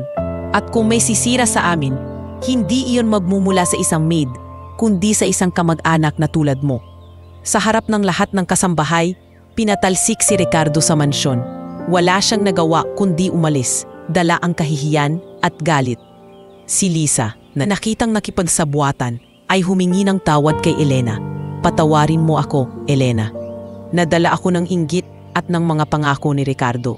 Hindi ko inakalang darating sa ganito." Ngumiti si Elena, bagamat may luha sa kanyang mga mata. "Lisa, wala akong galit. Ang mahalaga, alam na natin ang totoo. At sana sa susunod, huwag tayong magpapadala sa kasinungalingan." Simula noon, mas lalong tumibay ang tiwala ng pamilya kay Elena. Napatunayan nilang kahit anong paninira o intriga, hindi matitinag ang kanyang katapatan. Si Don Manuel mismo ay nagbigay ng pahayag sa lahat ng kasambahay. "Mula ngayon, sino man ang magtangkang siraan si Elena, makakalaban muna siya sa akin." Ang maid na ito ay hindi lamang tahuhan dito. Isa siyang bahagi ng pamilya Villaverde at wala ni isang salita ang makakabawas sa kanyang halaga. Sa huling pagkakataon, nakita ni Elena ang ngiti ni Miguel habang yakap siya ng mahigpit. "Tita Elena, alam kong hindi ka magnanakaw. Ikaw ang bayani ko." At sa gitna ng lahat ng pagsubok at kasinungalingan, isang katotohanan ang naging malinaw. Si Elena ay hindi lamang maid, kundi ang haligi ng katapatan at pagmamahal na hindi kayang tibagin ng kahit sinong kamag-anak na puno ng inggit at esakiman. Lumipas ang ilang taon at si Miguel, na dati isang sanggol na halos isinuko ng mga doktor, ay pumasok na sa kanyang kabataan. Nasa edad 12 na siya at nagsimula ng hubugin ang sarili sa pag-aaral at mga pangarap. Sa tuwing uuwi siya mula sa paaralan, hindi maiiwasang ikwento niya ang lahat kay Elena. Mula sa mga aralin hanggang sa mga biro ng kanyang mga kaklase. "Tita Elena!" sigaw niya habang papasok ng mansyon, pawisan at may dalang bag. "Nanalo ako sa quiz bee kanina." Agad siyang sinalubong ni Elena. Kitang-kita ang tuwa sa kanyang mukha. "Talaga ba, anak? Abay, ang galing mo. Alam ko talagang matalino ka." Lumapit si Doña Isabela at niyakap ang anak. "Ang anak ko nanalo. Miguel, ipinagmamalaki ka namin ng daddy mo." Ngunit ang bata ay ngumiti at tumingin kay Elena. "Tita Elena, ikaw kasi ang nagturo sa akin kagabi. Kung hindi mo ako tinulungan mag-aral, baka hindi ako nanalo." Sa puntong iyon, muling naramdaman ni Doña Isabela ang kirot at pasasalamat sa kanyang puso. Hindi siya nagseselos. Bagkus lalo niyang nakikita kung paanong naging gabay si Elena sa kanilang anak. Ngunit hindi madali ang kabataan ni Miguel. Nagsimula siyang makaranas ng pang-aasar mula sa mga kaklase dahil sa kanyang pagiging masyadong malapit kay Elena. "Bakit ba lagi mong kasama ang maid mo? Hindi ka ba nahihiya? Sabi ng isa. Anak ka nga ng milyonaryo, pero maid lang ang idol mo, dagdag pa ng iba. Umuwi si Miguel na tahimik at halatang mabigat ang loob. Napansin agad ni Elena. Anak, may problema ba? Tanong niya habang inaayos ang gamit ng bata. Tita Elena, bakit ba nila ako tinutukso? Masama ba na ipagmalaki kita? Umupo si Elena sa tabi niya at marahang hinawakan ang kamay nito. Miguel, hindi masama na mahalin ang taong nagmamalasakit sa iyo. Huwag mong hayaang ang mga salita ng iba ang magdikta ng halaga mo. Ang importante, alam mong may taong nagmamahal sa iyong ng totoo. Samantala, si Don Manuel ay patuloy na nahaharap sa mga hamon ng negosyo. Ngunit sa tuwing nakikita niyang lumalakas ang loob ng anak niya dahil kay Elena, natututo siyang huminga ng maluwag. Kung hindi dahil kay Elena, sabi niya minsan kay Isabela, baka hindi naging ganito katatag si Miguel. Parang siya na ang ikalawang haligi ng ating pamilya. Dahil sa kanyang katalinuhan at kasipagan, napili si Miguel na maging kinatawan ng kanilang paaralan sa isang kompetisyon sa ibang lungsod. Ikinatuwa ito ng buong pamilya. Anak, kami ng daddy mo ang sasama sa iyo, wika ni Doña Isabela. Ngunit mabilis na sumabat si Miguel. Pwede bang si Tita Elena din ang sumama? Hindi ako komportable kapag wala siya. Nagkatinginan sina Don Manuel at Isabela sabay tango. Oo naman anak, kasama siya. Sa biyahe, kitang-kita kung paanong si Miguel ay mas kampante kapag kasama si Elena. Kapag kinakabahan siya bago ang laban, siya ang laging pinapahawak sa kamay. Kapag kailangan ng dagdag na aral, si Elena rin ang humiikayat sa kanya na huwag sumuko. Sa mismong kompetisyon, habang nasa entablado si Miguel, nakatingin siya kay Elena na nakaupo sa unahan. At sa bawat sagot niya, tila lakas ng loob niya'y nanggagaling sa presensya ng babaeng minsang nagligtas ng kanyang buhay. Nang manalo si Miguel at mag-uwi ng tropeo, ang una niyang ginawa ay ibinigay ito kay Elena. Tita Elena, para sa'yo ito. Ikaw ang dahilan kung bakit ako nanalo. Halos maluha si Elena at sinagot siya ng mahigpit na yakap. Miguel, anak, para ito sa'yo. Ikaw ang nagsikap. Ako'y narito lang para gabayan ka. Ngunit sa puso ni Miguel, malinaw na hindi siya kailanman magiging siya kung wala si Elena. Dahil dito, mas lalo pang tumibay ang samahan nila. Ngunit kasabay nito, dumating ang panibagong pagsubok. May ilang magulang sa paaralan na nagsimulang magtanong kung bakit ang isang milyonaryong bata ay labis na nakadepende sa maid. Ang ilan ay nagdududa na baka ginagamit ni Elena ang bata upang makuha ang tiwala ng pamilya at sa huli makikinabang sa kanilang yaman. Isang gabi, kinausap ni Don Manuel si Elena. Elena, alam kong malinis ang puso mo, pero nais kong ipaalam na may mga bulong-buluman laban sa iyo. Hindi ko ito pinaniniwalaan, ngunit nais kong maging handa ka. Ngumiti si Elena kahit halatang nasasaktan. Sir, sanay na po ako sa mga paninira. Basta't alam kong wala akong ginagawang mali, wala pong makakapagpabago ng katotohanan. At muli, dumating si Miguel at mahigpit na yumakap kay Elena. Huwag kayong makikinig sa kanila, Daddy. Alam ko ang totoo. Si Tita Elena ang nagligtas at nag-aalaga sa akin. At walang sino man ang makakapagpalit noon. Sa kanyang kabataan, natutunan ni Miguel ang kahulugan ng katapatan at pag-ibig na walang kapalit. Natutunan din niya na hindi lahat ng relasyon ay kailangan ng dugo o pera upang maging totoo. At habang patuloy siyang lumalaki, malinaw sa kanya na si Elena ay hindi lamang kasambahay, kundi gabay, guro at pinakamahalagang kasama sa bawat yugto ng kanyang buhay. Sa mga mata ni Elena, kitang-kita ang pag-usbong ng batang minsang akala ng lahat ay hindi na mabubuhay. At ngayon, hindi lamang siya nabuhay, kundi siya'y lumalaking may pangarap, may lakas ng loob at higit sa lahat, may pusong marunong magmahal at magpasalamat. At sa bawat paglalakbay ni Miguel, dala-dala niya ang aral na ang buhay ay hindi tungkol sa yaman o titulo, kundi tungkol sa mga taong handang magsakripisyo at magmahal ng totoo. Gaya ng ginawa ni Elena para sa kanya. Lumipas ang mga taon at si Miguel, na minsang sanggol na iniligtas ni Elena mula sa bingit ng kamatayan, ay unti-unti nang nagbibinata. Nasa edad 16 siya nang magsimulang mapansin ng lahat ang kanyang pagbabago. Mas matangkad na siya, mas matipuno at unti-unti nang nahuhubog ang kanyang isip at damdamin. Hindi madali ang yugto ng pagbibinata. Si Miguel ay nagsimulang magtanong tungkol sa kanyang kinabukasan, sa mga desisyon na dapat niyang gawin, at maging sa mga relasyon niya sa mga kaibigan at pamilya. Sa kabila ng pag-ikot ng kanyang mundo, sa eskwela at barkada, nanatili si Elena bilang kanyang kanlungan.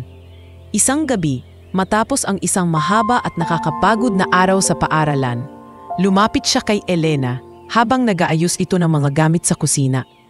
Tita Elena, bungad ni Miguel, nahihirapan ako. Parang hindi ko alam kung saan ako lulugar. Lahat ng tao may expectation sa akin dahil anak ako ni Daddy. Pero minsan, gusto ko lang maging ako. Ngumii si Elena at itinabi ang hawak na baso. Anak, normal lang yan. Kapag nagbibinata, dumarating ang panahon na hinahanap mo ang sarili mo. Ang mahalaga, huwag mong kalimutan kung sino ka at saan ka nanggaling. At huwag mong kalimutan kung anong tama. Sa paaralan, nagsimula ring makaranas si Miguel ng impluwensya ng mga kaibigan. May mga pagkakataong tinututso siya na sumama sa mga bisyo. Halika Miguel, isa lang, hindi malalaman ng daddy mo. Alok ng isa habang may hawak na alak. Ngunit matatag siyang tumanggi. Maalala ang payo ni Elena. Pasensya na, guys. May mga taong nagtitiwala sa akin. Ayokong sirain yon. Dahil dito, hindi maiwasang mabuli siya ng ilan. Ngunit sa tuwing nasasaktan ang kanyang loob, si Elena ang unang nakakaalam. Hindi ko na kaya minsan, Tita Elena. Wika niya, halos mataluha. Bakit kailangan laging ako ang naiiba? Kinaplos ni Elena ang kanyang buhok. Dahil anak ka ng Diyos, Miguel, at hindi ka ginawa para maging katulad ng iba. Ginawa ka para maging ikaw, at iyon ang pinakamahalaga. Samantala si Don Manuel ay nagsimulang turuan si Miguel tungkol sa negosyo. Madalas silang mag-usap tungkol sa kumpanya, sa mga responsibilidad ng isang pinuno at sa kahalagahan ng katapatan. Ngunit napansin ni Don Manuel na sa tuwing may hindi kayang intindihin si Miguel, palagi itong humihingi ng payo kay Elena. Bakit kay Elena ka pa nagtatanong, anak? Minsan niyang tanong. Daddy, kasi si Tita Elena laging diretsong sumasagot. At kahit gaano kabigat, parang gumagaan kapag siya ang nagsasalita. Napangiti si Don Manuel bagamat may halong lungkot. Siguro nga, may mga bagay na mas kaya niyan ipaliwanag kaysa sa akin. At natutuwa ako na nandiyan siya para sa'yo. Hindi nagtagal, nagsimula ring maramdaman ni Miguel ang unang tibok ng kanyang puso. May isang kaklase siyang nagustuhan, ngunit hindi niya alam kung paano lalapitan. Sa isang gabi, habang magkasamang naglalakad sila ni Elena sa hardin, bigla siyang nagtanong. Tita Elena, paano ba malalaman kung mahal mo na ang isang tao? Halos matawa si Elena, ngunit pinili niyang maging seryoso. Kapag handa kang magsakripisyo, kapag mas iniisip mo ang ikabubuti niya kaysa sa sarili mo, yon ang tunay na pagmamahal. Nag-isip si Miguel at tumango. Kung ganon, siguro nga nararamdaman ko na yon. Sa gitna ng lahat ng pagbabagong ito, hindi naglaho ang kanyang respeto at pagmamahal kay Elena. Sa isang pagtitipon ng kanilang pamilya, habang ipinapakilala ni Don Manuel si Miguel sa mga kaibigan bilang susunod na tagapagmana ng kumpanya, agad niyang dinugtungan, at ito si Tita Elena. Siya ang dahilan kung bakit ako narito ngayon. At siya ang una kong iniisip bago ko gawin ang anumang desisyon. Nagulat ang mga bisita at muling napaluha si Doña Isabela. Ang isang simpleng maid na minsang hindi pinansin ng lipunan ay naging gabay at inspirasyon ng kanilang anak. Habang patuloy na lumalaki si Miguel, dala niya ang lahat ng aral na natutunan mula kay Elena. Katapatan, kababaang loob, at pagmamahal na walang kapalit. At bagamat nagsisimula na siyang gumawa ng sariling desisyon sa buhay, malinaw sa kanya na hinding-hindi siya mawawala sa landas. Dahil palagi niyang kasama ang tinig at gabay ng babaeng minsang nagligtas sa kanyang unang hininga. At sa bawat araw ng kanyang pagbibinata, mas lalo niyang nakikita ang kahalagahan ng taong hindi kailanmang iniwan ang kanyang tabi. Hindi lamang bilang kasambahay, kundi bilang ina sa puso at kaluluwa. Lumipas ang panahon at si Miguel ay nasa kalagitnaan na ng kanyang pagbibinata. Mas nagiging abala siya sa pag-aaral at sa mga pagsasanay na inihahanda ni Don Manuel upang maging susunod na tagapagmana ng kanilang negosyo. Sa kabila ng lahat, hindi pa rin nawawala ang anino ng panganib na bumabalot sa kanilang pamilya. Muling bumalik si Ricardo, ang pinsan ni Don Manuel, na may matinding galit at uhaw sa paghihiganti. Sa mahabang panahon, nanahimik si Ricardo matapos siyang palayasin sa mansyon dahil sa kanyang mga kasinungalingan laban kay Elena. Ngunit hindi siya tuliyang nawala. Sa likod ng katahimikan, pinanday niya ang isang mas madilim na plano. Isang bagay na mas matindi kaysa sa mga paninirang ginawa niya noon. Nabalitaan niya na si Miguel ang pinaghahandaan bilang susunod na pinuno ng pamilya. At dito niya inisip na tama ang pagkakataon upang iparamdam kay Don Manuel ang sakit na matagal niyang dinadala. Isang gabi, habang naglalakad si Miguel palabas ng paaralan matapos ang isang meeting para sa kanilang school project, may dalawang lalaking biglang lumapit at hinila siya papasok sa isang van. Nakasalamin pa siya at hindi agad nakapagsigaw. Ngunit bago pa man makalayo ang sasakyan, isang matalin na tinig ang narinig. "Hoy, bitawan niyo ang bata!" sigaw ni Elena, na sinadya ang pagsundo kay Miguel dahil gabing-gabi na. Tinakpan ng mga lalaki ang bibig ni Miguel at nagtangtang umalis. Ngunit mabilis na tumakbo si Elena at hinampas ng mabigat na bag ang isa sa mga lalaki. Nagulat ang mga ito, kaya't sandaling nabitawan si Miguel. "Tita Elena!" sigaw ng binatilyo habang yumakap sa kanya. Ngunit hindi pa rito natapos. Isa sa mga lalaki ang humugot ng patalim at nagtangkang saktan si Elena. Mabuti na lamang at dumating ang mga gwardya ng paaralan at mabilis na nakatawag ng pulisya. Sa pagdating ng mga awtoridad, nahuli ang dalawang lalaki at napag-alaman na sila'y inutusan ni Ricardo kapalit ng malaking halaga. Nabalot ng galit si Don Manuel nang marinig ito. "Hindi na ako magbubulag-bulagan," mariing sabi niya habang nakatayo sa harap ng kanyang pamilya. "Kung si Ricardo mismo ang nag-utos na dukutin ang anak ko, sisiguraduhin kong mababayaran niya ang ginawa niya." Habang sila'y nag-uusap, si Miguel ay nakaupo sa tabi ni Elena. Mahigpit ang hawak sa kamay nito. "Kung wala ka, Tita Elena, baka hindi ko na alam kung anong nangyari sa akin. Ikaw ang laging nandyan." Ngumiti si Elena kahit nanginginig pa rin ang kanyang mga kamay. "Anak, hindi ako papayag na may masamang mangyari sa'yo.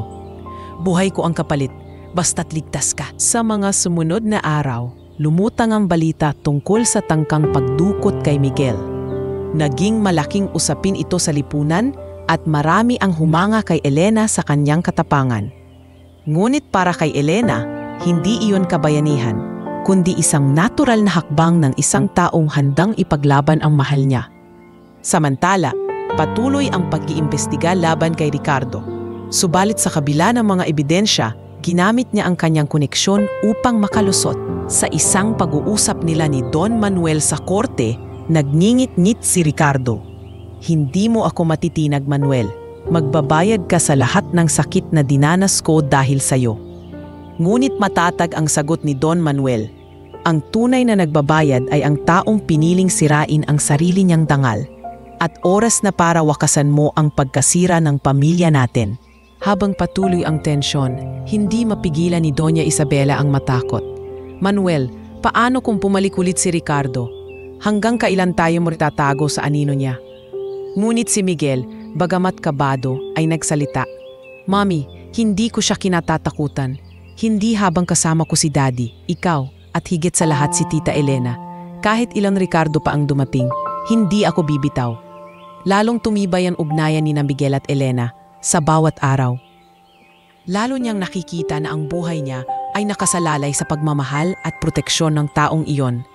Para kay Elena, dumating na ang oras upang hindi lamang maging alalay, kundi maging pananggalang laban sa lahat ng panganib na bumabalot sa pamilya.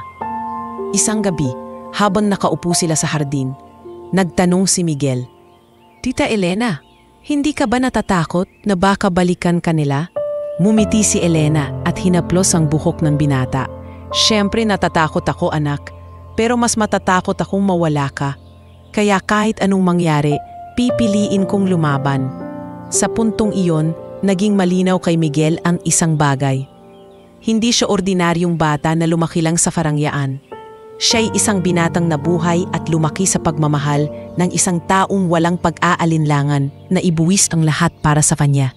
At sa kanyang puso, nangako siya, paglaki niya ipagtatanggol din niya si Elena, tulad ng walang pagod na pagtatanggol nito sa kanya. Ang gabing iyon ay nagsilbing paalala sa lahat ng nasa mansyon na kahit anong panganib ang dumating, hindi sila matitinag hanggat buo ang kanilang pagtitiwala at pagmamahalan. At sa puso ni Elena, muling tumibay ang kanyang panata na walang makakabali sa ugnayan nila ni Miguel, kahit ang galit ng isang taong tulad ni Ricardo. Matapos ang tangkang pagdukot kay Miguel at ang muling pagbabalik ni Ricardo sa kanilang buhay, napagtanto ni Don Manuel na hindi na maaaring ipagwalang bahala ang kabutihang ibinigay ni Elena sa kanilang pamilya.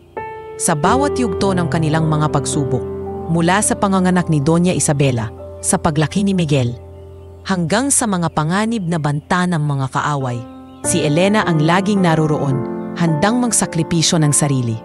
Kaya't tumating ang panahong naramdaman ni Don Manuel na oras na upang gantiin ng tama ang lahat ng iyon. Isang gabi, matapos maghapunan, tinawag ni Don Manuel si Elena sa kanilang sala. Nandoon din sina Doña Isabela at Miguel. Elena, seryoso niyang wika, matagal na kitang nakikitang nagbubuhos ng lahat para sa pamilya natin. Hindi ka lang mait. Ikaw ang haligi na hindi bumitiw kahit kailan. Kaya't naisip ko, panahon na para gantihan kita. Nagulat si Elena at agad na umiling. Sir, ma'am, wala po akong hinihingi. Ang presensya ko dito at ang pagmamahal niyo sa akin ay sapat na. Huwag niyo na po akong isipin. Ngunit sumabat si Doña Isabela. May luha sa mga mata. Elena, hindi na sapat ang salitang salamat. Kung wala ka, baka wala na rin kami ngayon. Hindi pwedeng palampasin na parang wala lang ang lahat ng ginawa mo. Ipinakita ni Don Manuel ang ilang dokumento. Ito ay titulo ng isang lupa at bahay sa probinsya. Sa bayan ninyo mismo. Matagal mo nang binabanggit na naiisip mong sana'y magkaroon ng maayos na tahanan ang pamilya mo roon. Ngayon sa'yo na ito. Napasinghap si Elena, halos hindi makapaniwala. Sir, hindi ko po matatanggap. Huwag ka nang tumanggi, giit ni Don Manuel. Hindi ito limos, Elena. Isa itong pagkilala. Isa itong ganti sa lahat ng sakripisyo mo. Lumapit si Miguel at yumakap kay Elena. Tita Elena, deserve mo yan. Gusto kong alam mong mahalaga ka hindi lang dito sa bahay, kundi sa buong buhay namin. Hindi lamang bahay at lupa ang ibinigay ni Don Manuel.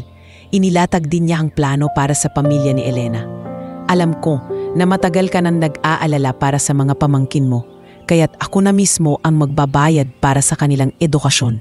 Hanggang kolehiyo, wala nang dapat ikabahala. Muling napaluha si Elena. Sir, ma'am, hindi ko po alam ang sasabihin ko.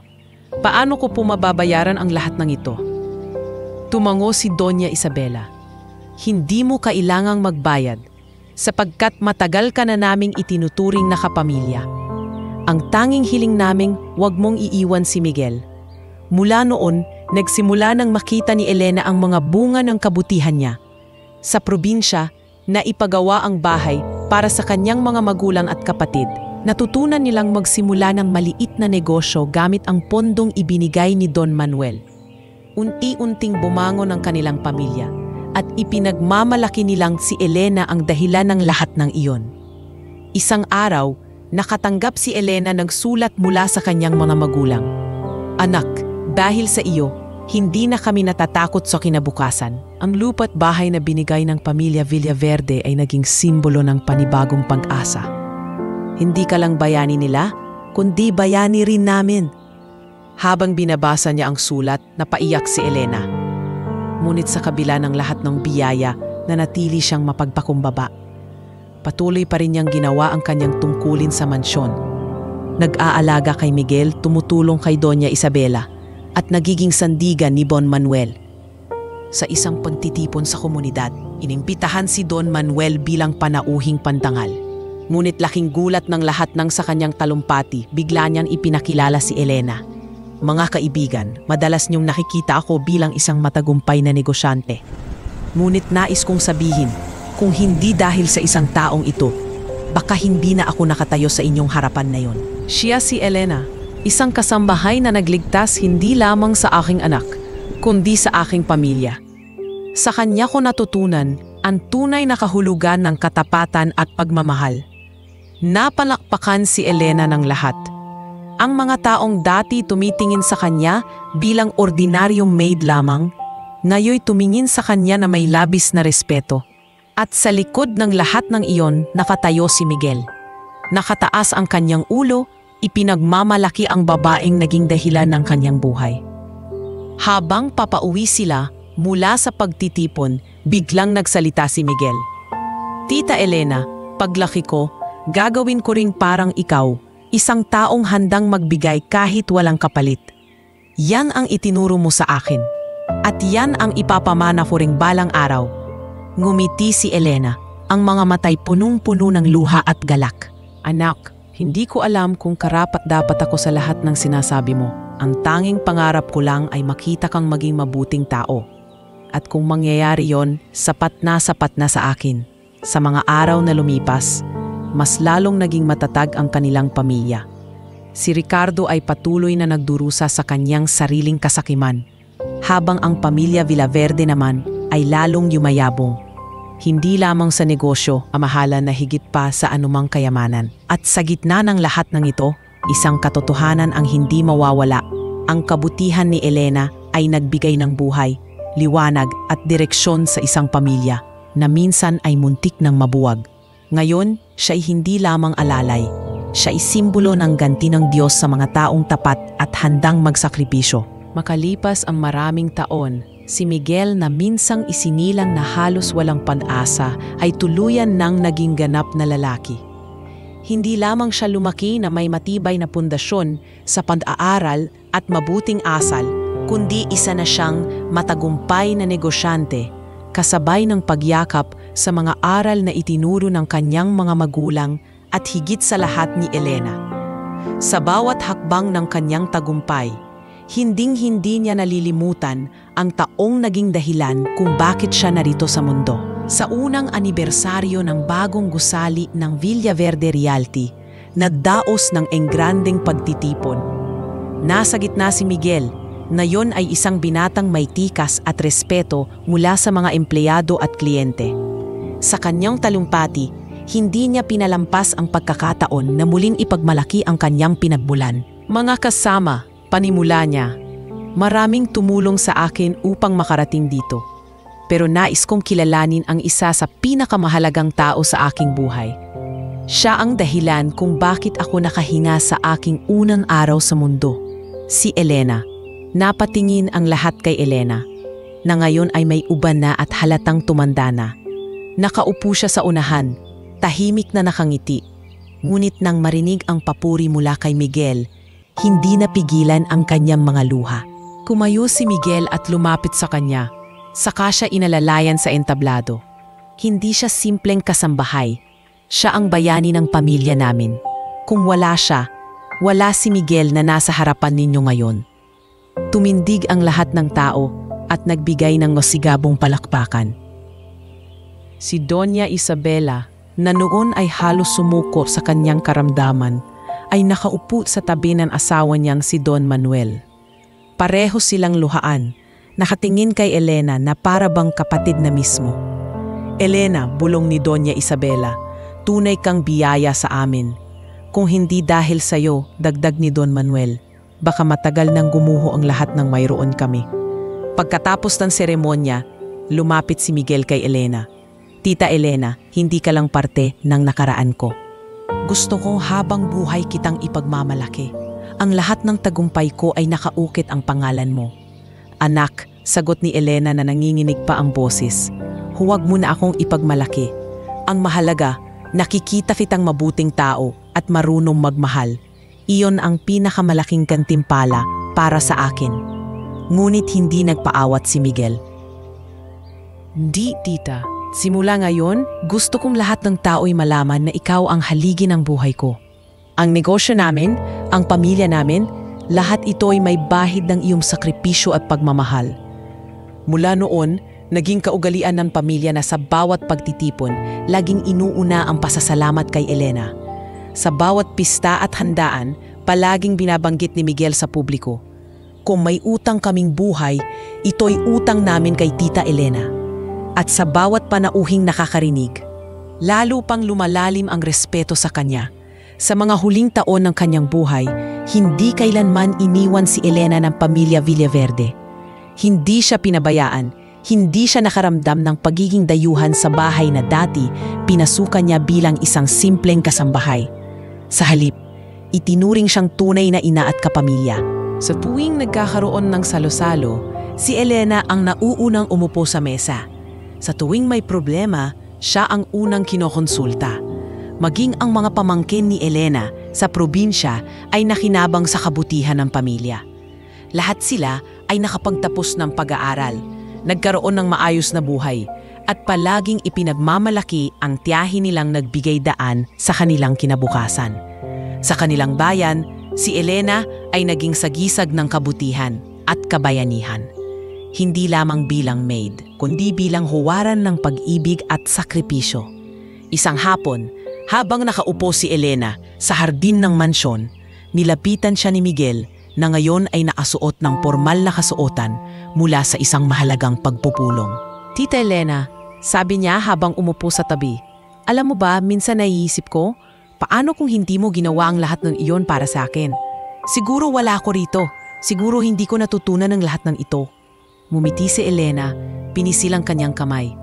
Anak, hindi ko yun inisip noon. Ang alam ko lang, hindi ko kayang pabayaan ang isang sanggol at ang lahat ng sumunod, biyaya na lang mula sa Diyos. Iyon ang dahilan kung bakit mahal na mahal kita, Tita Elena. Ikaw ang tunay kong bayani. Sa huli, nang dumating ang mga taon na unti-unti nang humina si Elena, hindi niya kailanman naramdaman na siya'y nag-iisa. Lagi siyang kasama sa bawat okasyon, sa bawat tagumpay, at sa bawat araw ng pamilya Villaverde. Hanggang sa kanyang pagtanda, buo pa rin ang pagmamahal at respeto na iginawad sa kanya, isang bagay na higit pa sa anumang yaman o kayamanan. At sa huling bahagi ng kanilang kwento, makikita si Miguel na nakatayo sa harap ng kanyang mga empleyado, kaibigan at pamilya. Ipinagmamalaki hindi lamang ang kanyang negosyo, kundi ang kanyang buhay. Kung may dapat tayong ipagmalaki, wika niya, ito'y hindi lang ang yaman o tagumpay, kundi ang mga taong nagbigay ng kanilang buhay upang tayo'y mabuhay. At para sa akin, iyon ay si Tita Elena. Sa mga salitang iyon, natapos ang isang mahaba at puno ng pagsubok na kwento.